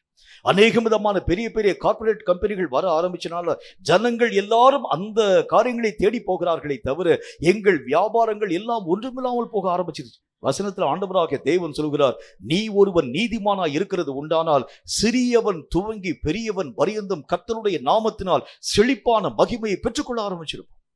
இன்றைக்கு செழிப்பும் மகிமையும் ஆசீர்வாதமும் தேசம் இழந்து போகிறதுக்கு காரணம் தேசத்தை காப்பாற்றும் நீதிமான்கள் இல்லை, தேசத்திற்காக திறப்பிலே நிற்கும் நீதி செய்யக்கூடிய மக்கள் இல்லை, கர்த்தருடைய நாமத்தினாலே திறப்பிலே நின்று புலம்பி அழக்கூடிய மக்கள் இல்லை. ஆகவேதான் கர்த்தருடைய வேத புத்தகத்தில் வாசிக்கிறோம், அநேக விதமான இடங்களிலே பயங்கரங்களும் அநேக விதமான இடங்களில் நாசமோசங்களும் வன்முறைகளும் வக்கிரங்களும் உருவாக்கப்படுவதற்கு காரணம் தேசத்திற்காக திறப்பிலே நிற்கும் நீதிமான்கள் குறைஞ்சு போயிட்டாங்க. நீங்களும் நானும் நீதிமானாக காணப்பட ஆரம்பித்தாதான் தேவனாகிய கர்த்தருடைய நாமத்தினால் மிகுந்த பலன்களை பெற முடியும் என்று கர்த்தர் நமக்கு சொல்லுகின்றார். நீதிமான்களின் நிமித்தம் தேசமும் பலனை பெற ஆரம்பிச்சிடும். நீதிமானாக காணப்படக்கூடிய உனக்கும் அதனுடைய பலன்களை கர்த்தராகிய தேவன் தரக்கூடியவராய் விளங்க ஆரம்பிப்பார். கேட்கும் கர்த்தருடைய பிள்ளையே, தேசத்திற்காக புலம்பி எழ யார் உண்டு? ஆண்டவராகிய தேவனுடைய நாமத்தினால அந்த நாட்களில் இஸ்ரவேல் நாட்டில் அநேக விதமான தேவனுக்கு அருவருப்பான செயல்களை செய்யக்கூடிய மக்கள் ஏராளமாய் காணப்பட ஆரம்பிச்சாங்க. தேவனுக்கு ஒரு பெரிய ஒரு மன விசனம். இந்த ஜனங்களுக்காக என்னை நோக்கி திறப்பில் நின்று ஜெபிக்கக்கூடியவர் யார்? இந்த ஜனங்களுக்காக புலம்பி அழக்கூடியவர் யார்? கர்த்தருடைய கண்கள் பூமி எங்கிலும் உலாவி பார்க்கக்கூடிய நேரத்தில் தீர்க்கதரிசியாகிய எரேமியாவை கர்த்தராகிய தேவன் சூஸ் பண்ண ஆரம்பிச்சார். எரேமியாவை ஆண்டவராகிய தேவன் பார்த்து எரேமியா என்கிற மனுஷனோடு கூட தன்னுடைய பாரங்கள் எல்லாவற்றையும் கர்த்தர் ஷேர் பண்றாரு. இந்த ஜனங்களுக்காக நான் புலம்பி அழுகிறேன் எரேமியா, இந்த ஜனங்களுக்காக நான் மறைவிடங்களிலே கண்ணீர் வடிக்கிறேன் எரேமியா, இவர்களுக்காக எத்தனையோ விதமான வார்த்தைகளை நான் பேச ஆரம்பித்தாலும் கூட என்னுடைய வார்த்தைகளின் ஆழ்ந்த காரியங்களை அவர்கள் விளங்கிக் கொள்ள முடியாமல் போகிறாங்க. ஆகவே இவர்களுடைய மேட்டிமை நிமித்தமாக, இவர்கள் செய்யக்கூடிய அநேக விதமான துன்மார்க்கமான கிரியைகளை நிமித்தமாக மறைவிடங்களில் நான் புலம்பி எழுகிறேன் என்று சொல்லி எரேமியா என்கிற தீர்க்கதரிசியோடு கூட கர்த்தர் தன்னுடைய பாரங்கள் யாவற்றையும் பகிர்ந்து கொள்ள ஆரம்பித்தார். இன்னைக்கு தேவனாகிய கர்த்தருடைய பாரங்களை நாம் நம்முடைய வாழ்க்கையில ஏற்றுக்கொள்ளக்கூடிய மனதுள்ளவன் எங்கே இருக்கிறான் என்று யோசிச்சு பாருங்க. என் பாரத்தை போய் சொல்றேன் கர்த்தர்ட்ட போய், என்னுடைய ஒவ்வொரு விதமான தேவைகளையும் போய் கர்த்தராகிய தேவனுக்கு முன்பதாக அறிவுறுத்த ஆரம்பிக்கிறேன். எனக்கு அது வேணும் ஆண்டவரே, இது ஒரு காரியம் வேணும், இது வேணும்னு சொல்றேன். கர்த்தராகிய தேவனுடைய விருப்பம் அறிந்து தேவனுடைய பாரங்களை சுமக்கிறவன் யார்? தேவனாகிய கர்த்தர் எதை நம்முடைய வாழ்க்கையில எதிர்பார்க்கிறார் என்றால், என்கிட்ட இருந்து என்ன அநேக விதமான நன்மைகளை பெற்ற நீ எனக்கு ஒரு கொஞ்ச நேரம் ஆகிலும் இளைப்பாறுதலை தரமாட்டாயா? எத்தனை விதமான ஜனங்களுக்காக நான் புலம்பி எழ ஆரம்பிக்கிறேன். இரவும் பகலும் ஓயாம, எரேமியா பக்தனை பார்த்து கர்த்தர் சொல்கிறார், இரவும் பகலும் ஓயாம நான் புலம்புறேன் எரேமியா, இரவும் பகலும் ஓயாமல் நான் கண்ணீர் வடிக்க ஆரம்பிக்கிறேன். என் ஜனத்து நிமித்தமாக, அவங்க செய்யக்கூடிய கொடிய பாவத்து நிமித்தமாக இரவும் பகலும் ஓயாமல் கண்ணீர் வடிக்கக்கூடியவராய் விளங்குகின்றேன். மறைவிடங்களிலே நான் மெய்யாகவே புலம்புகிறேன். எரேமியா என்கிற இந்த பக்தனோடு கூட கர்த்தராகிய தேவன் தன்னுடைய பாரங்கள் யாவற்றையும் ஷேர் பண்ண ஆரம்பிச்சு. இன்னைக்கு நம்முடைய வாழ்க்கையில நீங்களும் நானும் நீதிமானாக காணப்பட ஆரம்பிச்சாதான் தன்னுடைய பாரங்களை கர்த்தராகிய தேவன் உங்க கூட வந்து பேசுவார். ஆபிரகாம் அந்த நாள்ல நீதிமானாக இருந்ததுனாலதான் தன்னுடைய பாரத்தை ஆபிரகாமோடு கூட கர்த்தராகிய தேவன் பேச ஆரம்பிச்சார். எங்க போறீங்க ஆண்டவரே? ஆபிரகாம் கேட்கிறார், எங்க போறீங்க ஆண்டவரே? கர்த்தராகிய தேவன் அவரை பார்த்து சொல்லுகின்றார், அந்த தேசத்திலே காணப்பட்டிருக்கக்கூடிய ஜனங்களுடைய பாவங்கள் வானபரிந்து வெட்டக்கூடியதாய் விளங்கிற்று. ஆண்டவராகிய தேவனுக்கு எதிராக அந்த ஜனங்கள் பாவம் செய்ய ஆரம்பிச்சதுனால அந்த தேசத்தை அழிக்கும்படிக்காக நான் கடந்து போகின்றேன். கர்த்தராகிய தேவன் ஆபிரகாமை பார்த்து சொல்லுகின்றார், நான் செய்கிறதை ஆபிரகாமுக்கு நான் எப்படி மறைப்பேன்னு கேட்கிறார். ஒரு உண்மையாகவே நீதிமானாக இருக்கிறது உண்டானால் தன்னுடைய உள்ளத்தின் எல்லா விருப்பங்களை கர்த்தர் அவனோடு கூட ஷேர் பண்றார். என்னைக்காக ஒரு நாள் ஆண்டவராகிய தேவனுடைய மன விருப்பத்தை நீங்கள் உங்கள் வாழ்க்கையிலே அறிந்தது உண்டான நீங்க உங்களுடைய வாழ்க்கையில ஒரே ஒரு கேள்வி எழுப்பி பாருங்க. இவ்வளோ நாள் கர்த்தராகிய தேவனை நான் அறிஞ்சிருக்கிறேன், கர்த்தராகிய தேவனுடைய பிள்ளை என்கின்ற ஒரு அடையாளத்தை நான் வாங்கியிருக்கிறேன், கர்த்தராகிய தேவனுடைய மனிதன் என்கிற உரிமையை நான் பெற்றிருக்கிறேன். என்றைக்காகிலும் ஒரு நாள் இந்த கர்த்தர் தன்னுடைய மன விருப்பத்தையும் கூட ஷேர் பண்ணியிருக்கிறாரா? யோசிச்சு பாருங்களேன். ஒருவன் ஆண்டவராகிய தேவனுடைய நண்பனாய் இருக்கிறது உண்டானால், அது ஆண்டவராகிய தேவனுக்கு பிரியமுள்ளவனாய் காணப்படுகிறது உண்டானால், நீங்க பேசுற மாதிரி கேட்கறதல்ல, அவருடைய பாரங்களையும் அவர் உங்களோடு கூட ஷேர் பண்ணக்கூடிய நிலைகள் தான் உண்மையான ஒரு நட்புக்கு அடையாளமாய் நினைவு கூறப்பட ஆரம்பிக்கிறது. என்னைக்காச்சும் கர்த்தர் உணர்ந்து பேசிக்கிறாருன்னு பாருங்க. நீங்களும் நானும் பேசுறதுக்கு கூட இடம் கொடுக்கறது இல்லை. காரணம் என்ன? கர்த்தருடைய வேதம் சொல்கிறதை போல நீதிமானுக்குரிய தன்மை நம்முடைய வாழ்க்கையில் இல்லை. நமக்கு உண்டான பிரச்சனைகளைத்தான் நம்ம பார்க்கிறோமே தவிர, நமக்குண்டான வேதனைகளைத்தான் நாம் மெய்யாகவே ஆராய்ந்து அறிகிறோமே தவிர, கர்த்தருடைய மன பாரங்களை அறியக்கூடியவன் யார்? இன்னைக்கும் கர்த்தருடைய கண்கள் பூமி எங்கிலும் உலாவிக் கொண்டே இருக்க ஆரம்பிக்கும். பெங்களூர் பட்டணத்தில் இதே விதமான செய்தி நான் அறிவிக்கக்கூடிய ஒரு சூழ்நிலை வந்தது. அங்க இருக்கக்கூடிய மக்களுக்கு மத்தியில் இந்த வார்த்தையை சொன்ன பொழுது ஜனங்கள் எல்லாரும் அழுதுட்டாங்க. ஆண்டவராகிய தேவனே, உங்களுடைய பாரத்தை நான் ஒரு நாள் கூட கேட்டதே இல்லையே. எங்களுடைய எல்லா பிரச்சனையும் உங்கள்கிட்ட நான் சொல்ல ஆரம்பிச்சேன். இந்த காரியம் பிரச்சனை, அந்த காரியம் பிரச்சனை, இந்த காரியம் பிரச்சனை, இந்த விதமான சூழ்நிலை, என்னுடைய வீட்டுக்காரனால பிரச்சனை, என்னுடைய பிள்ளைகளால பிரச்சனை, என்னுடைய குடும்பத்துல பிரச்சனை, இந்த தேவையை சந்திக்கப்பட என்னுடைய பிரச்சனைலாம் நான் சொல்ல ஆரம்பிச்சிட்டேன். என்றைக்காகிலும் ஒரு நாள் உம்மை அமர வைத்து, உமக்கு நான் என்ன காரியத்தை செய்யணும் நீங்க என்கிட்ட எதிர்பார்க்குறீங்க ஆண்டவரே, உங்களுக்கு நான் என்ன செய்யணும், உம்முடைய மன விருப்பம் என்ன என்று சொல்லி கேட்கக்கூடியவன் யார் என்கிற ஒரு வார்த்தையை பற்றி அறிவித்த பொழுது பெங்களூர்ல காணப்பட்டிருக்கக்கூடிய அந்த திருச்சபை மக்கள் அத்தனை பேர் ஓன் அழ ஆரம்பிச்சாங்க. இதை கேட்கும் கர்த்தருடைய பிள்ளையே, ஒரு நீதிமானுடைய பாரம் எப்படிப்பட்டதாய் விளங்க ஆரம்பிக்கிறது என்றால், தேசத்திலே வரக்கூடிய அழிவுக்காக அவன் திறப்பிலே நிற்கிறான். தேசத்திலே வரக்கூடிய கர்த்தராகிய தேவனுடைய பாரத்தை அவன் சுமக்கும் ஒரு மனிதனாய் விளங்க ஆரம்பிக்கிறார். என் தேசம் அழியும் பொழுது நான் எப்படி சந்தோஷமாய் வாழ்க்கை வாழ முடியும்? என் தேசத்திலே காணப்படக்கூடிய மக்கள் அழிவை நோக்கி கடந்து போகும் பொழுது நான் மட்டும் சம்பிரமமாய் வாழ்க்கை வாழுகிறது எப்படி? அவனுடைய மனம் வேதனையின் ஊடாக அவனை அழித்துக் கொண்டு போக ஆரம்பிக்கிறதை பார்க்க முடியும். நம்முடைய வாழ்க்கையில இதுவரைக்கும் தேசத்திற்காக உண்மையான மனசோடு கூட சொல்லப்படக்கூடிய ஜெப குறிப்புக்காக நம்ம ஜெபிச்சிருப்போம், சொல்லப்படக்கூடிய அநேக விதமான மக்களுடைய பார்வைக்காக நம்ம ஜெபிச்சிருக்கோம். உள்ளபூர்வமாக என்றைக்காக ஒரு நாள் தனி அறையில தேசத்திற்காக எவ்வளவு நேரம் நம்ம திறப்பில் நின்று நம்ம ஜெபிச்சிருக்கணும் யோசிப்பாரு. தேசத்துல அழிவை நோக்கி கடந்து போகக்கூடிய மக்கள் 1000, 10,000, கோடி, லட்சமா எத்தனை மக்கள் கடந்து போறாங்க. இந்த மக்களுக்காக திறப்பில் நின்று புலம்பக்கூடியவன் யார்? கர்த்தருடைய பாரங்களை தன்னுடைய வாழ்க்கையை ஏற்றுக்கொள்ளக்கூடியவன் யார்? இந்த நீதிமானாக ஒரு மனிதன் காணப்படுகிறது உண்டானால் இந்த பாரங்களை அவன் தன் வாழ்க்கையில் ஏற்றுக்கொள்ள ஆரம்பிக்கிறான். ஆபிரகாமை நோக்கி ஆண்டவராக தேவன் தன்னுடைய பாரத்தை சொல்றார். அந்த பட்டணத்திற்குள்ளாக நான் கடந்து போகிறேன் ஆபிரகாம். அந்த தேசத்திலே காணப்படக்கூடிய மக்களின் நிமித்தமாக என்னுடைய மனம் மெய்யாகவே உக்கிர கோபம் மூடக்கூடியதாக விளங்கிற்று. அந்த தேசத்தை நான் அழிவுக்கு உட்படுத்த போகின்றேன். ஆபிரகாம் என்கிற மனிதன் கர்த்தருடைய பாரங்களை புரிந்து கொள்ளக்கூடியவனாய், கர்த்தருடைய எல்லா விதமான பாரங்களை புரிந்து கொள்ளக்கூடியவனாய் திறப்பிலே நின்று கர்த்தரை நோக்கி கேட்கின்றான். ஆண்டவரே, 10 நீதிமான் தான் அந்த பட்டணத்தை அழிச்சிருவீங்களா? 5 நீதிமான் தான் அழிச்சிருவீங்களா? 20 பேர் இருந்தால் அழிச்சிருவீங்களா என்று சொல்லி கர்த்தரை நோக்கி திறப்பிலே நின்று அந்த கர்த்தருடைய நாமத்தினாலே ஜெபிக்கக்கூடிய ஆபிரகாமுக்கு ஒத்ததாக நீதிமானாக உன்னுடைய வாழ்க்கையினுடைய நிலைகள் மாற்றப்பட ஆரம்பிக்கிறது உண்டானால் நீ செய்யும் ஒவ்வொரு கிரியைகளுக்கும் நிறைந்த பலன்களை தடையில்லாமல் பெற்றுக்கொள்ள முடியும் என்று கர்த்தர் நமக்கு சொல்லுகின்றார். மிகுதியான கிரியைகளை நான் செய்கிறேன், ஆனால் பலன்கள் கொஞ்சமா என்னுடைய வாழ்க்கையில் பலனே வரதில்லை. எத்தனையோ ஆயிரக்கணக்கான கிரியைகளை செய்து ஒரே ஒரு நன்மை நான் பெறுகிறது எப்படி? 1000 கிரியைகளை செய்து 1000 பலன்களினுடைய வாழ்க்கையிலே வர முடியாமல் போகிறதுக்கு ஒரே ஒரு காரணம், தேவனுடைய பாரங்களை சுமக்காத நீதிமானுக்குரிய தன்மைகள் அற்ற ஒரு வாழ்க்கை நான் வாழுகிறதான் காரணம். இவைகளிலே நின்று நான் விலக்கப்பட்டு கர்த்தருடைய பாரங்களை நான் ஏற்றுக்கொள்ள துவங்க ஆரம்பிக்கக்கூடிய நல்ல நீதிமானாக நான் காணப்பட ஆரம்பிக்கிறது உண்டானால் நீதிமானின் நிமித்தம் நீங்கள் வசிக்கும் இந்த திருநெல்வேலி ஆசீர்வதிக்கப்படும். நீங்க இருக்கக்கூடிய இந்த தமிழகம் ஆசீர்வதிக்கப்பட ஆரம்பிக்கும். நீங்க இருக்கக்கூடிய இந்த இந்திய நாடு ஆசீர்வதிக்கப்பட ஆரம்பிக்கும். நீங்க வசிக்கக்கூடிய இந்த அகில உலகமே ஆசீர்வாதத்தின் ஊடாக கடந்து போகும். ஒருவன் நீதிமானாக இருந்தால் போதும். ஆகவேதான் கர்த்தராக தேவன் சொல்லக்கூடிய வார்த்தையின் அடிப்படையில் நீதிமானுக்கு நிறைந்த பலன்களை தரக்கூடிய கர்த்தர். நீங்களும் நானும் நீதிமானுக்குரிய ஒரு வாழ்க்கை வாழ ஆரம்பிக்கிறது உண்டானால் நிறைவான பலன்களை தடையில்லாமல் நம்முடைய வாழ்க்கையிலே பெற்றுக்கொள்ள முடியும் என்று கர்த்தர் தம்முடைய வசனத்திலே சொல்ல ஆரம்பிக்கின்றார். 2வது காரியமாக நீதிமானை பற்றி மற்றும் ஒரு வார்த்தை வேத புஸ்தகம் என்ன வார்த்தை நமக்கு சொல்கிறது என்று பாருங்கள். சங்கீதங்களின் புஸ்தகத்துல 1வது அதிகாரம் 6வது வசனம் இந்த வார்த்தையை நமக்கு சொல்கிறது. சங்கீதம் 1வது அதிகாரம் 6வது வசனம் இந்த வார்த்தையை நமக்கு சொல்கிறது. வாசிக்கிறேன், கவனிங்க. கர்த்தர் நீதிமான்களின் வழியை அறிந்திருக்கிறார், துன்மார்க்கரின் வழியோ அழியும். 2வது காரியம், தேவனால் அறியப்பட்ட ஒரு வாழ்க்கை வாழக்கூடிய ஒரு மனிதன். நம்ம ஆண்டவராகிய தேவனை நாம் அறிந்திருக்கிற உண்மைதான். கர்த்தராகிய தேவன் என்றால் யாருன்னு நமக்கு தெரியும். ஆனால் தேவனால் அறியப்பட்ட ஒரு வாழ்க்கை வாழுகிறது என்கிறது விசேஷமான ஒரு அனுபவம். ஆண்டவராகிய தேவன் உங்களை விசாரிக்கக்கூடிய அளவிற்காக கர்த்தராகிய தேவனால் அறியப்பட்ட வாழ்க்கை வாழ்ந்த நிறைய மக்கள் காணப்பட ஆரம்பித்தாலும் சில மக்கள் உங்கள்கிட்ட சொல்ல வேண்டியது அவசியம். ஆபிரகாம் உங்களுக்கு சொன்னது மாதிரி ஆண்டவருடைய நாமத்தினால நோவா என்கிற மனுஷன் உங்களுக்கு சொல்ல முடியும். கர்த்தராகிய தேவன் நோவா என்கிற மனிதனை தனியாக அழைத்து அவனை பார்த்து பேசுகிறார். என்ன பேசுகிறார்? தேசத்திலே பெரிய ஒரு அழிவை நோவா நான் அனுமதிக்க போகின்றேன். தேசத்திலே காணப்படக்கூடிய மக்களுடைய கொடுமை வானபரியந்தம் எட்டக்கூடியதாய் விளங்க ஆரம்பிச்சதுனால தேசத்தை ஜலத்தினால் நான் அழிவுக்கு உட்படுத்த போகின்றேன் என்கிறதை பற்றி நோவா என்கிற மனிதனோடு கூட கர்த்தராகிய தேவன் பேச ஆரம்பித்தார். தேவன் ஆண்டவராகிய தேவனால் அறியப்பட்ட ஒரு வாழ்க்கை வாழுகிறது ஒரு நீதிமானுக்குரிய ஒரு அடையாளம் என்று கர்த்தர் நமக்கு சொல்லுகின்றார்.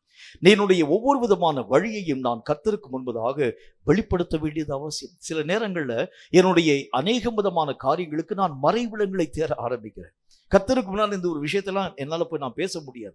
இந்த காரியத்தை நான் எப்படி போய் கர்த்தருக்கு முன்னால் போய் சொல்லுகிறது? நான் சில காரியங்களை மறைக்க வேண்டியது அவசியம். சில ஒளிப்படங்கள் என்னுடைய வாழ்க்கையில வர வேண்டியது அவசியம்.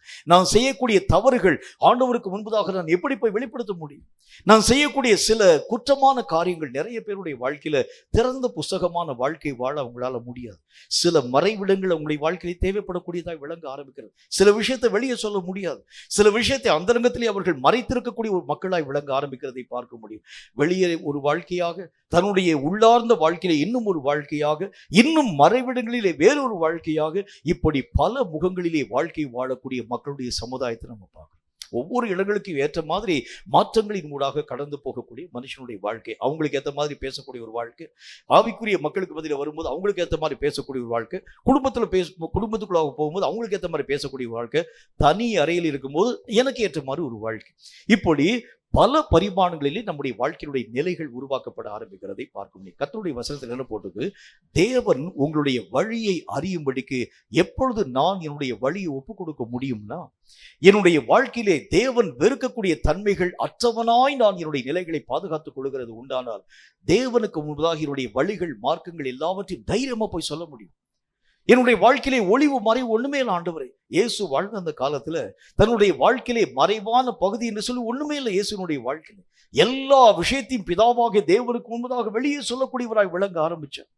என்னுடைய கணவனை பற்றி நான் இப்படி யோசிக்கிறேன், என்னுடைய மனைவி பற்றி இப்படி யோசிக்கிறேன், என்னுடைய குடும்பத்தை பற்றி இப்படி யோசிக்கிறேன் என்று சொல்லி பலவிதமான தேவனுக்கு பிரியமற்ற யோசனைகளின் ஊடாக ஆண்டவருடைய வாழ்க்கையுடைய நிலைகள் காணப்படல. எல்லா விஷயத்திலும் தேவனுக்கு பிரியமான ஒரு வாழ்க்கை வாழ ஆரம்பிச்சதுனால எந்த விதமான ஒளிவும் மறைவும் இல்லாதவராய் இயேசுனுடைய வாழ்க்கையின் நிலைகள் காணப்பட ஆரம்பித்தது. ஆகவேதான் இயேசுனுடைய வழியை பிதாவாகிய தேவன் அறியக்கூடியவராய் விளங்க ஆரம்பிச்சு. எந்த நேரத்துல போக ஆரம்பிச்சாலும் கூட ஆண்டவராக இயேசுனுடைய வழிகளை பிதாவாகிய தேவனால் பார்க்க முடியும். ஆனா இன்னைக்கு வாழ்க்கை வாழக்கூடிய நிறைய பேருடைய மொபைலை கூட நம்மளால ஓபன் பண்ணி பார்க்க முடியல. 8 லாக்கு போட்டு வச்சிருப்பாரு. ஃபேஸ் லாக் போடுவாரு, அப்புறம் வந்து அதாவது நம்பர்ல போட்டு வச்சிருப்பாரு. இன்னும் என்னென்ன விதமான லாக் உண்டு எல்லா லாக். எதனால் என்றால் எனக்கு ஒரு சீக்கிரசி தேவைப்படுது. நான் செய்யக்கூடிய காரியங்கள் வெளியே வரக்கூடாது, சொல்லக்கூடாது. சில விஷயங்கள் நான் மறைவாக செய்யக்கூடிய காரியங்கள், இந்த காரியங்கள் நான் வெளியே சொல்கள் கேவலமாய் காணப்பட ஆரம்பிச்சிடும். இந்த தன்மைதான் தேவனாகிய கர்த்தருக்கு அருவருப்பு. ஆண்டவராகிய தேவனுடைய பிள்ளை என்று அழைக்கப்படக்கூடியவன் நீதிமான்களின் வழியை தேவன் அறியக்கூடிய அளவிற்கு கர்த்தருக்கு முன்பதாக அவன் திறந்த வாழ்க்கை வாழ ஆரம்பிக்கிறான். அவனுடைய வாழ்க்கையில ஒளிவு மறைவு ஒண்ணுமில்லை. அவன் தவறான ஒரு காரியத்தினூடாக போகல. அவனுடைய பார்வையில சுத்தம், அவனுடைய நோக்கங்கள்ல சுத்தம், அவனுடைய நினைவுகள்ல சுத்தம், அவனுடைய வழிகள்ல சுத்தம், எந்த விதமான மாற்று கருத்துக்களும் அவனுடைய வாழ்க்கையில இல்லாமல் காணப்பட ஆரம்பிக்கிறதுனால தைரியமாய் கர்த்தருக்கு முன்பதாக திறந்த புத்தகமாய் போய் உட்கார ஆரம்பிக்கிறான். இன்னைக்கு நம்முடைய வாழ்க்கையை நம்ம எடுத்து பார்க்க ஆரம்பிக்கிறது உண்டான நிறைய விஷயங்கள்ல ஒளிவும் மறைவும் நம்முடைய வாழ்க்கையை தேவைப்படக்கூடியதாக விளக்க ஆரம்பிக்கிறது. கேட்கும் கர்த்தருடைய பிள்ளையே, நீதிமானுடைய வழி என்கிறது அழைக்கப்படுகிறது கர்த்தராகிய தேவனால் எந்த நேரத்திலும் திறந்து பார்க்கப்படக்கூடிய வழியாய் இருக்கணும். அதுல சில காரியங்களை உள்ள வந்துடாதீங்க ஆண்டவரே, இந்த லிமிட்டோடு நீங்க வாங்க, இதுக்கு மேல உள்ள வந்துடாதீங்க. இதுக்கு மேல இருக்கக்கூடிய எல்லா விதமான புத்தகங்களை நீங்கள் ஓபன் பண்ணி பார்க்கறது உண்டானால் அவைகள் வாசிக்கிறதுக்கு ரொம்ப கேவலமா இருக்கு. நிறைய அநேக விதமான பாவத்தினுடைய சுவடுகள் உள்ளே இருக்கிறதை பார்க்க முடியும். அந்த பக்தன் ஒரு நல்ல ஒரு பாடல் ஒன்றை எழுத ஆரம்பிக்கின்றார். பாரும் தந்தையே எந்தன் உள்ளத்தை யாரும் காணாத உள் அலங்கோலத்தின்னு எழுதுறார். எப்படி சொல்றாரு பாருங்க, என்னுடைய உள்ளத்தை பாருங்க, யாருமே பார்க்காத உள்ளான அலங்கோலத்தை பாருங்கன்னு சொல்றாரு. என்ன அர்த்தம்? நிறைய விஷயங்கள் ஆரோக்கியமாக்கப்படாத ஒரு வாழ்க்கை கர்த்தராகிய தேவனால் பார்க்க முடியாது. சில விஷயங்களின் ஊடாக கர்த்தராகிய தேவனை நீங்களும் நான் அனுமதிக்கிறதே இல்லை. இந்த இடத்துக்கு மீட்டிங் உள்ள வந்துடாதீங்க ஆண்டவரே. இதெல்லாம் அநேக விதமான ஆபத்தான பகுதி, அநேக விதமான பாவத்தினால் சூழ்ந்திருக்கக்கூடிய பகுதி. என்றைக்கு உங்களுடைய வழிகள் கர்த்தருக்கு முன்பதாக திறந்த புத்தகமாய் வைக்கப்பட்டிருக்கிறதோ அன்றைக்குத்தான் நீங்கள் நீதிமான் என்கிற ஒரு பெயரினால் அழைக்கப்படுங்க. எனக்கும் கர்த்தருக்கு இடையில எந்த விதமான ஒளிவு மறைவும் இல்லைங்க. எல்லா விஷயத்தையும் நான் கர்த்தருக்கு நான் ஓப்பனா போய் பேசுறேன். எல்லா நேரத்திலும் எந்த நேரமாய் காணப்பட ஆரம்பித்தாலும் என்னுடைய உள்ளத்தின் ஆழத்தை ஆண்டவராகிய தேவன் திறந்து பார்க்கலாம். அவருக்கு நான் எந்த விதமான லாக்கையும் நான் போடுறதில்லை. எப்போ வேணாலும் உள்ள வரலாம், எப்போ வேணாலும் வெளியே போகலாம், எந்த காரியத்தை வேண்டுமானாலும் கர்த்தராகிய தேவன் மாற்றி வைக்கலாம் என்று சொல்லி கர்த்தருக்கும் எனக்கும் இடையிலே ஒரு குறுக்குச்சுவரையும் வைக்காதிருக்கிறது உண்டானால் நான் தேவனுடைய பார்வையில் நீதிமானாக நினைவு கூறப்பட ஆரம்பித்து விடுவேன். நீதிமானுடைய இரண்டாவது தன்மை என்ன? எல்லா நேரங்களிலும் கர்த்தராகிய தேவனால் ஆராயப்படும் ஒரு மனிதனாய் விளங்க ஆரம்பித்து விடுகிறேன். எல்லா நேரங்களிலும் கர்த்தராகிய தேவனுடைய அறிவுக்கு உட்படுத்தப்பட்ட ஒரு வாழ்க்கையின் ஊடாக சில விஷயங்களை மறைவக்க உட்படுத்தக்கூடிய ஒரு மனுஷனாக அல்ல, சில விஷயங்களை நான் வெளிப்படுத்தாத ஒரு மனிதனாகவும் அல்ல. எந்த காரியமாய் காணப்பட ஆரம்பித்தாலும் எந்த நேரத்திலும் கர்த்தராகிய தேவனால் உள்ளே வர முடியும் என்று சொல்லக்கூடிய அளவிற்காக என்னுடைய ரூமை நான் திறந்து வச்சிருக்கேன்னு சொன்னாலே ஆண்டவராகிய தேவனால் நான் நீதிமானாக நினைவு கூறப்பட ஆரம்பித்து விடுகிறேன். மூணாவது ஒரு காரியத்தை பாருங்க. கர்த்தருடைய வேதம் மற்றும் ஒரு வார்த்தையை சொல்கிறது. நீதிமொழிகளின் புஸ்தகத்துல அதுல 10வது அதிகாரம் 16வது வசனம் இந்த வார்த்தையை நமக்கு சொல்கிறது. நீதிமொழிகளின் புஸ்தகம் 10வது அதிகாரம் 16வது வசனம் இந்த வார்த்தையை சொல்கிறது. வாசிக்கிறீங்க கவனிங்க. நீதிமானுடைய பிரயாசம் ஜீவனையும் துன்மார்களுடைய விளைவோ பாவத்தையும் பிறப்பிக்கும். மூன்றாவது காரியம், நீதிமான் என்று அழைக்கப்படக்கூடியவன் ஜீவனை உருவாக்கக்கூடியவனாய் விளங்க ஆரம்பிக்கிறான். எந்த ஜீவனை அழிக்கக்கூடிய தன்மைகளுக்கும் அவன் உடன்படாத ஒரு மனிதனாய் விளங்கி விடுவான். ஒரு சபையில அநேக விதமான பிரிவினைகள் காணப்படுகிறது உண்டானால் நீதிமான் ஒருத்தர் இருந்தால் சபையிலே ஜீவனை இழக்கும்படி அவன் அனுமதிக்க மாட்டான். எல்லா விதமான மக்களோடும் கூட இணைந்து பிணைந்து ஜீவனை உருவாக்கக்கூடிய அளவிற்காக நீதிமானுடைய பிரயாசங்கள் எல்லாம் ஆண்டவராக தேவனுடைய நாமத்தினால் ஜீவனை உருவாக்கக்கூடியதாக விளங்க ஆரம்பிக்கிறதை பார்க்கணும். ஒரு முறை ஆண்டவராக இயேசுடைய சீஷர்கள் அவரை பார்த்து ஒரு வார்த்தை ஒன்றை சொல்கிறார். லூக்கா எழுதின சுவிசேஷத்தில் வாசிக்கலாம், 9வது அதிகாரம் சொல்லி நினைக்கிறேன். அந்த அதிகாரத்துல ஆண்டவராக தேவனுடைய நாமத்தினாலே சீஷர்கள் ஒரு கிராமத்துக்கு போறாங்க. கிராமத்துக்கு போகக்கூடிய நேரத்துல கர்த்தருடைய நாமத்தினாலே அந்த சீஷர்களை அங்க இருக்கக்கூடிய மக்கள் அடித்து துரத்திட்டாங்க.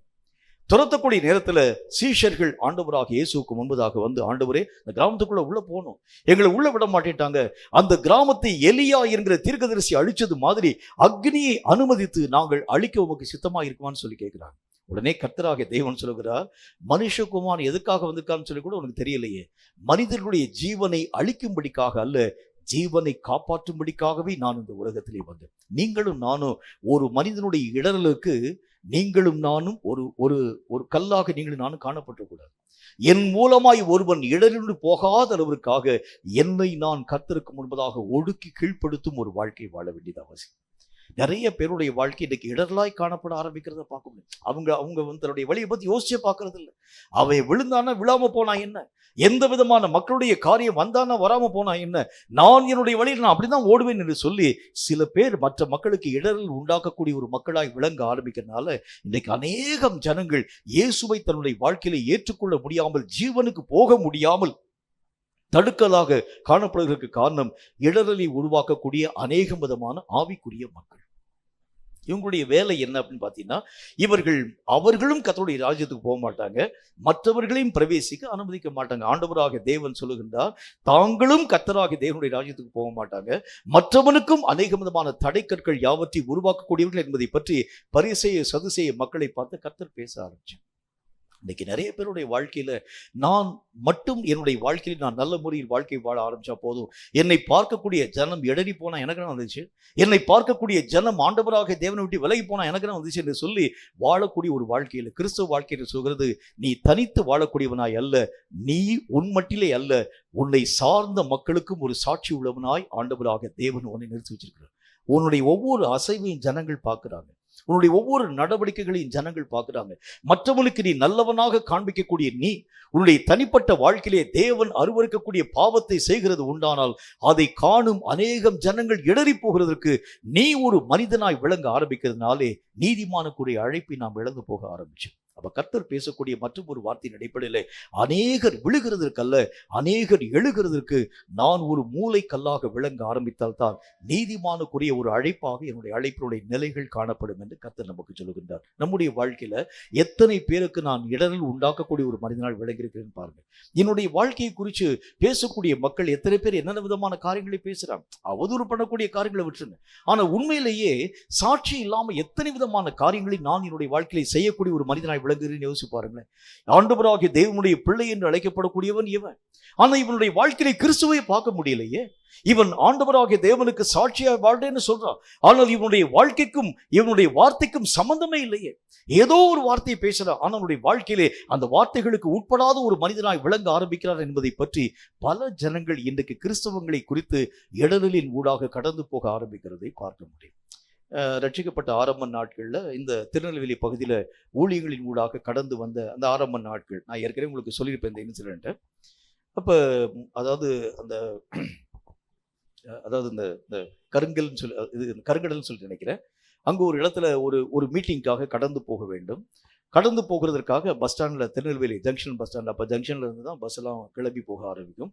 ஜங்ஷன் பஸ் ஸ்டாண்டில் ஏறி நின்று அங்கேருந்து அதாவது அந்த இதுக்காக வந்து அந்த மீட்டிங்காக வந்து நான் போக போகிறேன். போகக்கூடிய நேரத்தில் அந்த பஸ்ஸில் வந்து பயங்கரமான கூட்டம், ஏராளமான மக்களுடைய கூட்டம் அந்த பஸ்ஸுக்காக வெயிட் பண்ணிட்டு இருக்கிறாங்க. அந்த ஒரு பஸ்ஸு தான் விட்டுட்டோம்னா ஏறக்குறைய ஒரு 3 மணி நேரம் கழிச்சு அடுத்த ஒரு பஸ் வரும். அந்த பஸ்ஸில் போனால் தான் அந்த மீட்டிங்குள்ளாக போய் நான் பங்கு பெற முடியும். உடனே சரி சொல்லி பஸ்ஸில் ஏறுகிறதுக்காக நான் சைடில் நிற்க ஆரம்பித்தேன். ஆரம்ப நாட்களில் ரட்சிக்கப்படுறதுக்கு முன்னால் இந்த மாதிரிலாம் வந்து இந்த மாயாஜால வித்தைகள்லாம் செய்கிறது வழக்குன்னு வச்சுக்கோங்களேன். அந்த மாதிரியான ஒரு காரியத்தில் பஸ்ஸுக்கு சைடில் போய் பஸ்ஸில் வாசலில் போய் ஏற முடியாது, அது நல்லாவே தெரியும். ஆகவே ஜன்னல் வழியாக சீட்டு போடலாம்னு சொல்லிட்டு கையில் வச்சுக்கக்கூடிய பைபிள் எல்லாத்தையும் வச்சுட்டு அந்த ஜன்னலுக்காக காத்திருக்க ஆரம்பித்தேன். பஸ்ஸு உள்ளே வந்தது, ஏராளமான மக்கள் அந்த பஸ்ஸுக்கு பின்னாலேயே தொடர்ந்து ஓடி வர ஆரம்பித்தாங்க. நான் வழக்கம் போல் ஜன்னல் வழியாக சீட்டை போட்டு அங்கே இருக்கக்கூடிய ஒரு 2-3 சீட்டை வரிசையாக போட்டு வச்சுட்டேன். கையில் வச்சிருக்கக்கூடிய அதாவது அந்த டவலு மற்ற எல்லா விதமான காரியங்களை வச்சு சீட் போட்டுட்டு பதறாமல் நான் ஏறி வர ஆரம்பித்தேன். நான் போட்டுக்கக்கூடிய அந்த இடத்துல வைத்திருக்கக்கூடிய பைபிளையும் சீட்டை எடுத்துட்டு வேற ஒரு 3 பேர் உட்காந்துருக்காங்க. அங்கே போய் நின்ற உடனே எனக்கு வந்துருச்சே கோவம். நான் சீட்டு போட்டுக்க நீங்கள் எப்படி இது உள்ள ஏறி உட்கார முடியும் எங்களை பற்றி பேச ஆரம்பித்த பொழுது அவங்க அநேக விதமான அதாவது இந்த வயது முதிர்ந்த பெண்கள்னு வச்சுக்கோங்களேன், வயது முதிர்ந்த பெண்களும் ஆண்களும் இருக்கிறாங்க. அவங்கள பார்த்து நான் சண்டை போட ஆரம்பிச்சேன். நான் தான் இங்கே சீட்டு போட எங்க நாங்கள் வாசல் வழியே ஏறி வந்திருக்கிறோம், நீங்கள் ஜன்னல் வழியாக சீட்டு போட்டால் எப்படிங்க அர்த்தம் என்கிறதை பற்றி அவங்க எங்கூட சண்டை போட ஆரம்பிச்சாங்க. நானும் அவர்களுக்கு பதிலாக ஈக்குவலண்டாக நான் சண்டை போட ஆரம்பிச்சேன். சண்டை போட்டு முடிக்கக்கூடிய நேரத்தில் பின்பதாக நின்று ஒரு மனிதன், ஐயா ஸ்தோத்திரம் ஐயா உங்க மீட்டிங் தான் வரேன்னு சொன்னார். தூக்கி வாரி போட்டுருச்சு. ஐயோ, நான் இந்த சாட்சியோடு கூட எப்படி நான் கர்த்தருடைய வார்த்தையை போய் நான் பிரசங்கம் பண்ணு, உங்க மீட்டிங் தான் வரேன்னு சொல்றாரு. கர்த்தருடைய நாமத்தினால நீங்க பேசக்கூடிய பிரசங்கத்தை கேட்க தான் வரேன், நான் எப்படி இந்த சாட்சியோடு போய் கர்த்தருடைய வார்த்தையை சொல்ல முடியும்? யோசிப்பாரு. அநேக விதமான மக்கள் நீங்கள் செய்யும் ஒவ்வொரு தவறையும் உங்களுக்கு தெரியுமோ தெரியாதோ கண்காணிக்கிறாங்க. நீங்க பார்க்கக்கூடிய ஒவ்வொரு விஷயமும் எல்லா ஜனங்களாலும் பார்க்கப்படுகிறது. கர்த்தருடைய வேதம் சொல்லக்கூடிய நல்ல ஒரு வார்த்தையின் அடிப்படையில் சாட்சியுள்ள ஒரு வாழ்க்கையாக உங்கள் நிலைகளை நீங்கள் பாதுகாத்துக் கொள்ள வேண்டியது அவசியம். ஆண்டவராகிய தேவனுடைய நாமத்தினாலே நம்முடைய வாழ்க்கையினுடைய எல்லா விதமான தன்மைகளும் மற்ற மக்களுடைய இடர்களுக்காக நீங்களும் நானும் காணப்படக்கூடாது. நான் கிறிஸ்தவனா இருக்கிறது உண்டான மற்றவங்களுக்கு நான் விட்டுக் கொடுக்கணும், அதுதான் கிறிஸ்தவ வாழ்க்கை. நான் மற்றவனுக்கு போதிக்கக்கூடியவனாக காணப்படக்கூடியவன். நான் எல்லா விதமான காரியங்களையும் நீங்கள் கர்த்தருடைய நாமத்தினால் விட்டுக் கொடுங்க பிரசங்கம் வந்து ஒரு சின்ன ஒரே ஒரு சீட்டுக்காக நான் விட்டுக் கொடுக்காமல் போகிறது உண்டானால் என் இயேசுவை அவர்களுக்கு முன்பதாக போய் நான் அறிவிக்கிறது எப்படி? ஆகவேதான் கர்த்தராகிய தேவன் சொல்லக்கூடிய வார்த்தையின் அடிப்படையில் ஆண்டவராகிய தேவன் சொல்லுகின்றார், மற்றவருடைய ஜீவனுக்கு இடரலை தரக்கூடிய ஒரு மனிதனாய் அல்ல, ஜீவனை காப்பாற்றும்படிக்காக நீங்களும் நானும் முயற்சி பண்ண ஆரம்பிச்சாதான் தேவனாகிய கர்த்தரால் நீதிமான்கள் என்கிற ஒரு பேரினால் அழைக்கப்பட ஆரம்பிக்கிறோம். நீதிமான்கள் என்கிறதை பற்றி பல விதமான விஷயங்களை பற்றி பார்த்தோம். நீதிமான் என்பதற்கு ஒரே ஒரு அடையாளத்தை உங்களோடு கூட நான் பேசி முடிக்கலாம் என்று ஆசைப்படுகின்றேன். மத்தேயு எழுதின சுவிசேஷத்துல 27வது அதிகாரம் 19வது வசனம் இந்த வார்த்தையை நமக்கு சொல்கிறது. மத்தேயு எழுதின சுவிசேஷம் 27வது அதிகாரம் 19வது வசனத்தை வாசிக்கிறேன், கவனிங்க. அவன் நியாயாசனத்திலே உட்கார்ந்திருக்கையில் அவனுடைய மனைவி அவனிடத்தில் ஆள் அனுப்பி, நீர் அந்த நீதிமானை ஒன்றும் செய்ய வேண்டாம், அவன் நிமித்தம் இன்றைக்கு சொப்பனத்தில் வெகு பாடுபட்டேன் என்று சொல்ல சொன்னாள். இயேசுனுடைய வாழ்க்கை நீதிமானுக்கு ஒரு அடையாளமான ஒரு வாழ்க்கை. நீதிமான் என்று சொல்லக்கூடிய வாழ்க்கை எப்படிப்பட்ட ஒரு வாழ்க்கை என்று சொன்னால், தனக்காக அவருடைய வாழ்க்கையுடைய நிலைகளை ஒரு நாளைக்கு கூட இயேசு கிறிஸ்து ஆசரிக்கவே இல்லை. தனக்காக எங்காகிலும் இயேசு வாழ்ந்தாரா என்று சொல்லி பார்த்தா இல்லை. எல்லா விதமான நேரங்களிலும் பிறரை பற்றி யோசிக்கக்கூடியவராய், பிறருடைய நன்மைக்காக உழைக்கக்கூடியவராய், இரவு பகல் தூங்காமல் யாருக்காக ஜெபிக்க ஆரம்பித்தார்? ஆண்டவரே என்னை காப்பாற்றும், என்னுடைய எல்லா விதமான காரியங்களிலே உம்முடைய மகிமை விளங்க வேண்டிய இல்லை. எல்லா ஜனங்களுடைய ரட்சிப்புக்காக இரவும் பகலும் ஓய்வில்லாமல் ஜெபிக்கக்கூடிய இயேசுவாக மட்டுமல்லாமல் தன்னுடைய வாழ்க்கையிலே தேவன் தன்னுடைய வாழ்க்கையிலே கொடுத்த நல்ல பங்கை எப்படியெல்லாம் நிறைவாக்க வேண்டும் என்கிற சட்ட திட்டங்களுக்கு உட்படுத்தப்பட்டு நல்ல ஒரு வாழ்க்கை வாழக்கூடியவராய் விளங்க ஆரம்பித்தார். அவருடைய வாழ்க்கையை பார்க்கக்கூடிய அநேக விதமான ஜனங்கள், பரிசேய மக்கள், சதுசேய மக்கள், வேதபாரகர்கள், இன்னும் நியாயசாஸ்திரிகள், எல்லா விதமான ஜனங்களுக்கு முன்பதாக இயேசு ஒரு முறை கேட்கிறார், என்னிடத்திலே பாவம் உண்டென்று உங்களிலே யார் என்னை குற்றப்படுத்த முடியும்? அவர்களை அந்த ஜனங்கள், எல்லா விதமான ஜனங்களையும் இயேசுவை பார்த்து சொல்றாங்க, நீர் மனுஷனாய் இருக்க தேவனாய் இருக்கிறாய் என்கிறதை பற்றி வார்த்தை சொல்றாங்க பார்த்தியா, இதை தவிர்த்து எந்த விதமான குற்றத்தையும் நாங்கள் பார்க்கவே இல்லை என்பதை பற்றி பேச ஆரம்பிக்கிறார். இதே வார்த்தையை உங்களிலே என்னுடைய பாவம் உண்டென்று உங்களிலே யார் என்னை குற்றப்படுத்த முடியும் என்று வேற எங்கேயும் போக வேணாம், உங்க வீட்டில் போய் நீங்க கேட்டு பாருங்க. யார்ட்டையும் போய் கேட்க வேணாம், வேற யார்ட்டையும் போய் உங்க வீட்டிலே போய் கேட்டுப்பாங்க. உங்க வீட்டில் உங்க மனைவி இருந்தால் மனைவிட்ட கேட்டு பாருங்க, புருஷன் இருந்தால் புருஷன்கிட்ட கேட்டு பாருங்க, அம்மா இருந்தால் அம்மாட்ட கேட்டு பாருங்க, அப்பா இருந்தால் அப்பாட்ட கேட்டு பாருங்க. என்னிலே குற்றம் உண்டென்று உங்களிலே யார் என்னை குற்றப்படுத்த முடியும் கேட்டு பாருங்க. ஒரு 20 கொயர் நோட்டு வாங்கிட்டு வாங்கன்னு சொல்லுவாங்க. வரிசை ஒவ்வொரு பேஜ் வைஸா எழுதுங்கன்னு சொல்லுவாங்க. வரிசை ஒவ்வொரு காரியமும், எல்லா விஷயமும் பழுது, எல்லா விஷயத்திலும் குற்றம். ஆண்டவராக இயேசுவை பார்க்கக்கூடிய பரிசேயரும் சதுசேயரும் அவரை குற்றப்படுத்தும்படிக்காய் கடந்து வரக்கூடிய மக்களுக்கு முன்பதாக தைரியமாய் ஓப்பனா பேசுறார். என்னிடத்திலே குற்றம் உண்டென்று உங்களிலே யார் என்னை குற்றப்படுத்த முடியும்? ஒருத்தராலே ஒன்றும் சொல்ல முடியலையே. அப்படி என்றால் இயேசுனுடைய வாழ்க்கை யாராலும் குற்றம் பிடிக்கப்படாத ஒரு வாழ்க்கையை வாழக்கூடியவராய் விளங்க ஆரம்பித்தார். இடரலற்ற ஒரு வாழ்க்கை மட்டுமல்ல, யாராலும் குற்றம் சுமத்தப்படாத ஒரு வாழ்க்கை மட்டுமல்லாமல், அவர் தனக்காகவே வாழ்க்கை வாழாமல் ஒரு நாளை ஆகிலும் இயேசு என்னைக்காக அவருக்காக செலவு பண்ணியிருக்காருன்னு யோசிச்சு பாருங்க. அவருடைய வாழ்க்கையினுடைய ஒவ்வொரு அடிச்சுவடையும் நாம் திருப்பி பார்க்க ஆரம்பிக்கிறது உண்டானால், என்றைக்காகிலும் இயேசு தனக்காக வாழ்ந்தார் என்பதை பற்றி பைபிளை வாசிக்க முடியுமான்னு பாருங்க. ஆனால் உங்களை பார்த்து ஒரு கேள்வி கேட்கிறேன், என்றைக்காக ஒரு நாள் இயேசுக்காக வாழ்ந்திருக்கிறான்னு பாருங்க. அவர் தனக்காக வாழல, அவர் தன்னுடைய பிதாவாகிய தேவனுக்காக வாழ்ந்தார். நீங்க என்னைக்காச்சும் ஒரு நாள் உண்மையிலேயே ஆண்டவராகிய இயேசுவுக்காக வாழ்க்கை வாழ்ந்தது உண்டான்னு பாருங்க. ஒரு நாளாச்சும் கழிச்சிருக்கிறீங்களா? ஒரு மணி நேரம் உருப்படியா இருக்கிறது நமக்கு ரொம்ப கஷ்டம். ஒரு மணி நேரம் கர்த்தருக்கு பிரியமான வாழ்க்கை வழங்குறது நமக்கு கஷ்டம். ஒரு மணி நேரம் ஒரு 10 நிமிஷத்துக்கு மேல ஆண்டவருக்கு பிரியமான வாழ்க்கையின் ஊடாக நம்ம கடந்து போக முடியாம எழுந்து போயிடும். வேதம் சொல்கிறதை போல தன்னுடைய வாழ்க்கையினுடைய எல்லா காலங்களையும் பிதாவாகிய தேவனுடைய விருப்பத்திற்கு மாறாக இயேசு ஒன்றையும் செய்யார். பிதா எதை நோக்கி அனுப்பினாரோ அதை நோக்கி போகவும், எதை தன்னுடைய வாழ்க்கையிலே ஆண்டவராக தேவன் ஏற்றி வைக்க ஆரம்பித்தாரோ அதையே தன்னுடைய வாழ்க்கையை சுமக்கவும், தன்னுடைய விருப்பமும் தன்னுடைய எல்லா விதமான ஆசைகளையும் அபேட்சைகளையும் ஆண்டவராக இயேசு கிறிஸ்து மண்ணோடு கூட மண்ணாக புதைத்து போட்டு பிதாவாகிய தேவனுடைய சித்தத்தை மட்டும் தூக்கி சுமக்கக்கூடியவராய் விளங்கின நீதிமான். நீதிமான்னா என்ன அர்த்தம்? தன்னுடைய விருப்பத்தின் படி அல்ல, தன் தேவனுடைய விருப்பத்தின்படி வாழ்க்கை வாழக்கூடிய ஒரு நீதியான ஒரு வாழ்க்கை.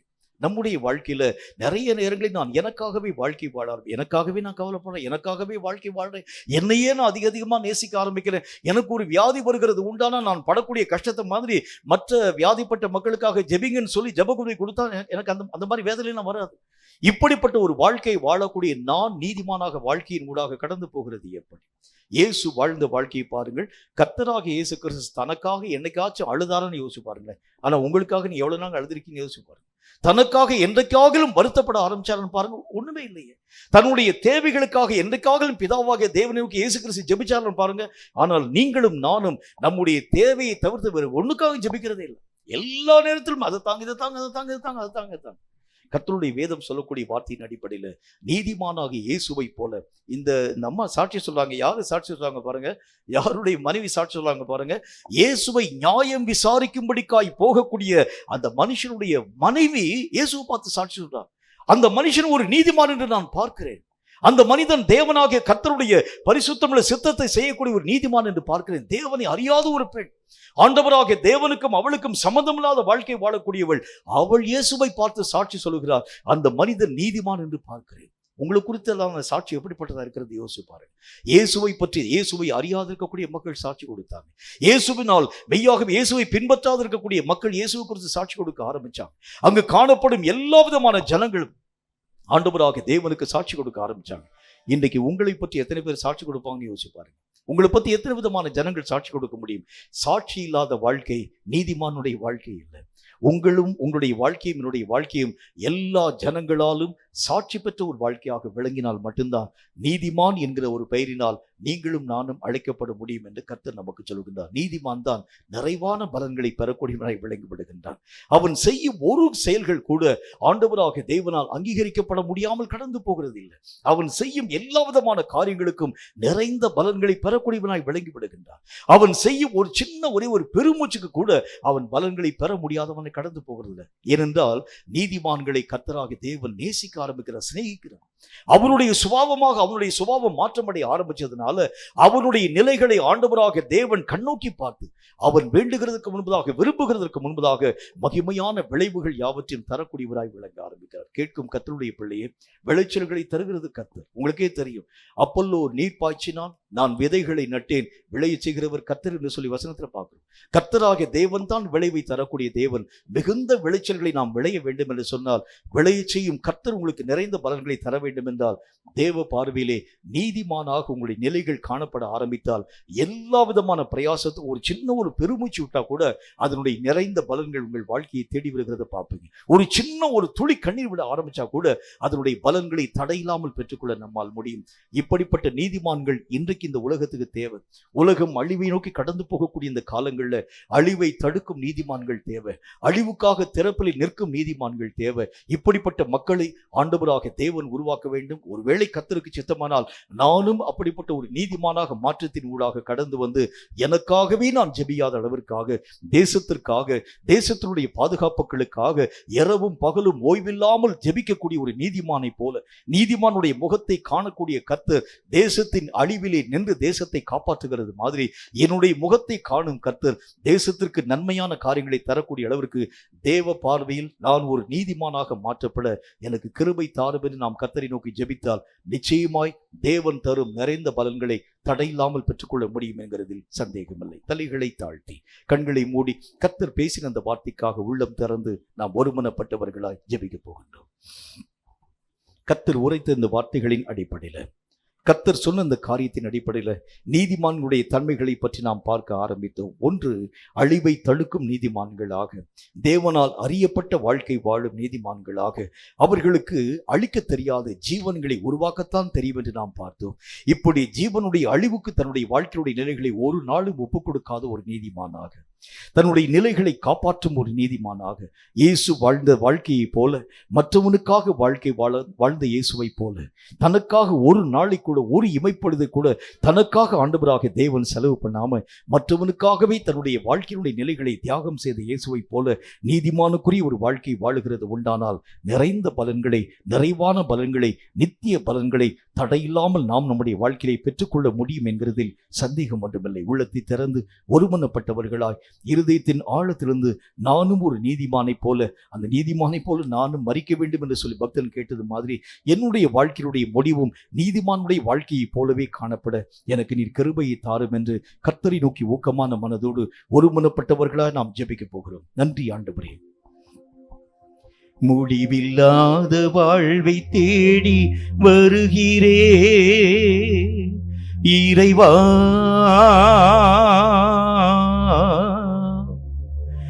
உம் முன்னணையில் மண்டியிட்டு கிடக்கிறே ஈசையா. முடிவில்லாத வாழ்வை தேடி வருகிறே, நானே உயிர் தரும் ஊற்று என்ற வார்த்தையின் பொருள் என்னவோ, நானே உயிர் தரும் ஊற்று என்ற வார்த்தையின் பொருள் என்னவோ, மும்பூற்றில் பருகும் எனக்கென்றும் பசியில்லையோ, துயரில்லையோ, தாகமில்லையோ, பசியில்லையோ, துயரில்லையோ, தாகமில்லையோ, முடிவில்லாத வாழ்வை தேடி வருகிறே இறைவா.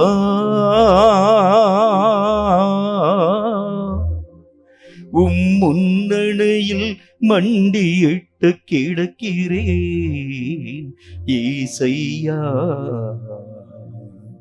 முடிவில்லாத வாழ்வை தேடி வருகிறேன். நித்திய ஜீவனை பெறும்படி நாம் அழைக்கப்பட்டோம். நித்தியமான வாழ்க்கை வாழ வேண்டும் என்றால் இந்த ஒரே ஒரு வாழ்க்கையிலே நீதிமானுக்குரிய அனுபவம் நம் வாழ்க்கையிலே உருவாக்கப்பட கர்த்தரை நோக்கி நாம் ஜெபிக்க வேண்டும். இவ்வளவு நாள் நமக்காக வாழ்ந்துட்டோம், நம்முடைய பிரியத்துக்காக நம்ம வாழ்ந்தோம், நம்முடைய இச்சைகளை நிறைவாக்கும்படிக்காக நம்ம வாழ்க்கையின் ஊடாக கடந்து போனோம். நம்முடைய விருப்பத்திற்கு மாறான எந்த தன்மையின் ஊடாக கடந்து போகாம நம்முடைய மனசு எதெல்லாம் விரும்பிச்சோ அதுகளின் ஊடாக கடந்து போனோம். இனி இருக்கக்கூடிய எஞ்சிய காலத்தில் ஆகிலும் கர்த்தருக்கு பிரியமுள்ளவனாக நான் மாற்றத்தின் ஊடாக கடந்து போக எனக்கு கிருபை தாரும் என்று கர்த்தரை நோக்கி நாம் ஊக்கமான மனசோடு கூட நம்ம ஜெபிக்கலாமா? நன்றி செலுத்துகிறோம் கர்த்தாவே. உம்மால் உரைக்கப்பட்ட இந்த பரிசுத்தமுள்ள வார்த்தைகளுக்காக ஸ்தோத்திரம். இந்த வார்த்தைகளை கற்றுக்கொண்டு நாங்கள் கர்த்தாவே உமக்கு ஸ்தோத்திரம். இந்த வார்த்தைகள் வழி வாழ்க்கை வாழ எங்கள் ஒவ்வொருவருக்கும் கிருபை தர வேண்டும் என்று நாங்கள் ஜெபிக்கிறோம். கற்றுக் கொடுக்கிறதோடு நாங்கள் நிறுத்தி விடாத அளவிற்காக இவைகள் ஒவ்வொன்றையும் எங்கள் வாழ்க்கையை நாங்கள் பயனாக்க அப்பியாசப்படுத்த கிருபைகளை தர வேண்டும் என்று நாங்கள் ஜெபிக்கிறோம் கர்த்தாவே. வந்தவர்கள் வந்த வண்ணமாகவே திரும்பி போகாமல் ஒரு புதிய மாற்றத்தோடு நீதிமானுக்குரிய அனுபவங்களை எப்படியாகவும் என்னுடைய வாழ்க்கையை பெற்றுக்கொள்ள வேண்டும் என்கிற ஒரு புதிய நல்ல மாற்றத்தோடு ஒவ்வொருவரும் கடந்து வர கிருபை தர வேண்டும் என்று நாங்கள் ஜெபிக்கிறோம். இந்த வார்த்தைகள் எங்கள் வாழ்க்கையிலே நல்ல ஒரு உணர்வை உருவாக்கட்டும். லௌகீக துக்கத்தினால் அல்ல கர்த்தாவை, உலக பிரகாரமான கவலையினால் அல்ல கர்த்தாவை, கர்த்தருடைய நாமத்தினாலே மனம் திரும்புதலுக்கு ஏற்ற கனிகளை கொடுக்கும் ஒரு மக்களாக, கர்த்தருடைய நாமத்தினாலே ஆண்டவராகிய தேவனுக்கு பிரியமுள்ள, தேவனுக்கு ஏற்ற துக்கம் பெறக்கூடிய ஒரு மக்களாக எங்களுடைய நிலைகள் உருவாக்கப்பட கிருபை தந்து எங்களை ஆசீர்வதிக்க வேண்டும் என்று நாங்கள் ஜெபிக்கிறோம். இது யாருக்கோ சொல்லப்பட்டவைகள் அல்ல, இது எங்களுக்காக சொல்லப்பட்டவைகள் என்பதை அறிந்து இவைகளின்படி வாழ்க்கை வாழ்ந்து உம் சித்தத்தை நிறைவாக்கி உம் ராஜ்யத்தை வந்து அடைய ஒவ்வொருவருக்கும் கிருபை தந்து ஆசீர்வதிக்க வேண்டும் என்று இயேசு கிறிஸ்துவின் நாமத்தினால் வேண்டிக் கொள்கிறோம் எங்கள் பரிசுத்தமுள்ள நல்ல பிதாவே. ஆமேன், ஆமேன். கர்த்தருடைய ஆசீர்வாதத்தை ஆமேன் என்று சொல்லி நாம் பெற்றுக்கொள்வோம். கர்த்தர் உன்னை ஆசீர்வதித்து உன்னை காக்க கடவர். கர்த்தர் தம்முடைய முகத்தை உன்மேல் பிரகாசிக்க பண்ணி உன்மேல் கிருபையாயிருக்க கடவர். கர்த்தர் தம்முடைய முகத்தை உன்மேல் பிரசன்னமாக்கி உனக்கு சமாதானம் கட்டளையிட கடவர். என் ஆத்துமாவே கர்த்தரை ஸ்தோத்திரி, என் முழு உள்ளமையுடைய பரிசுத்த நாமத்தை ஸ்தோத்திரி. என் ஆத்துமாவே கர்த்தரை ஸ்தோத்திரி, கர்த்தர் செய்த சகல உபகாரங்களையும் மறவாதே. ஆமேன், ஆமேன்.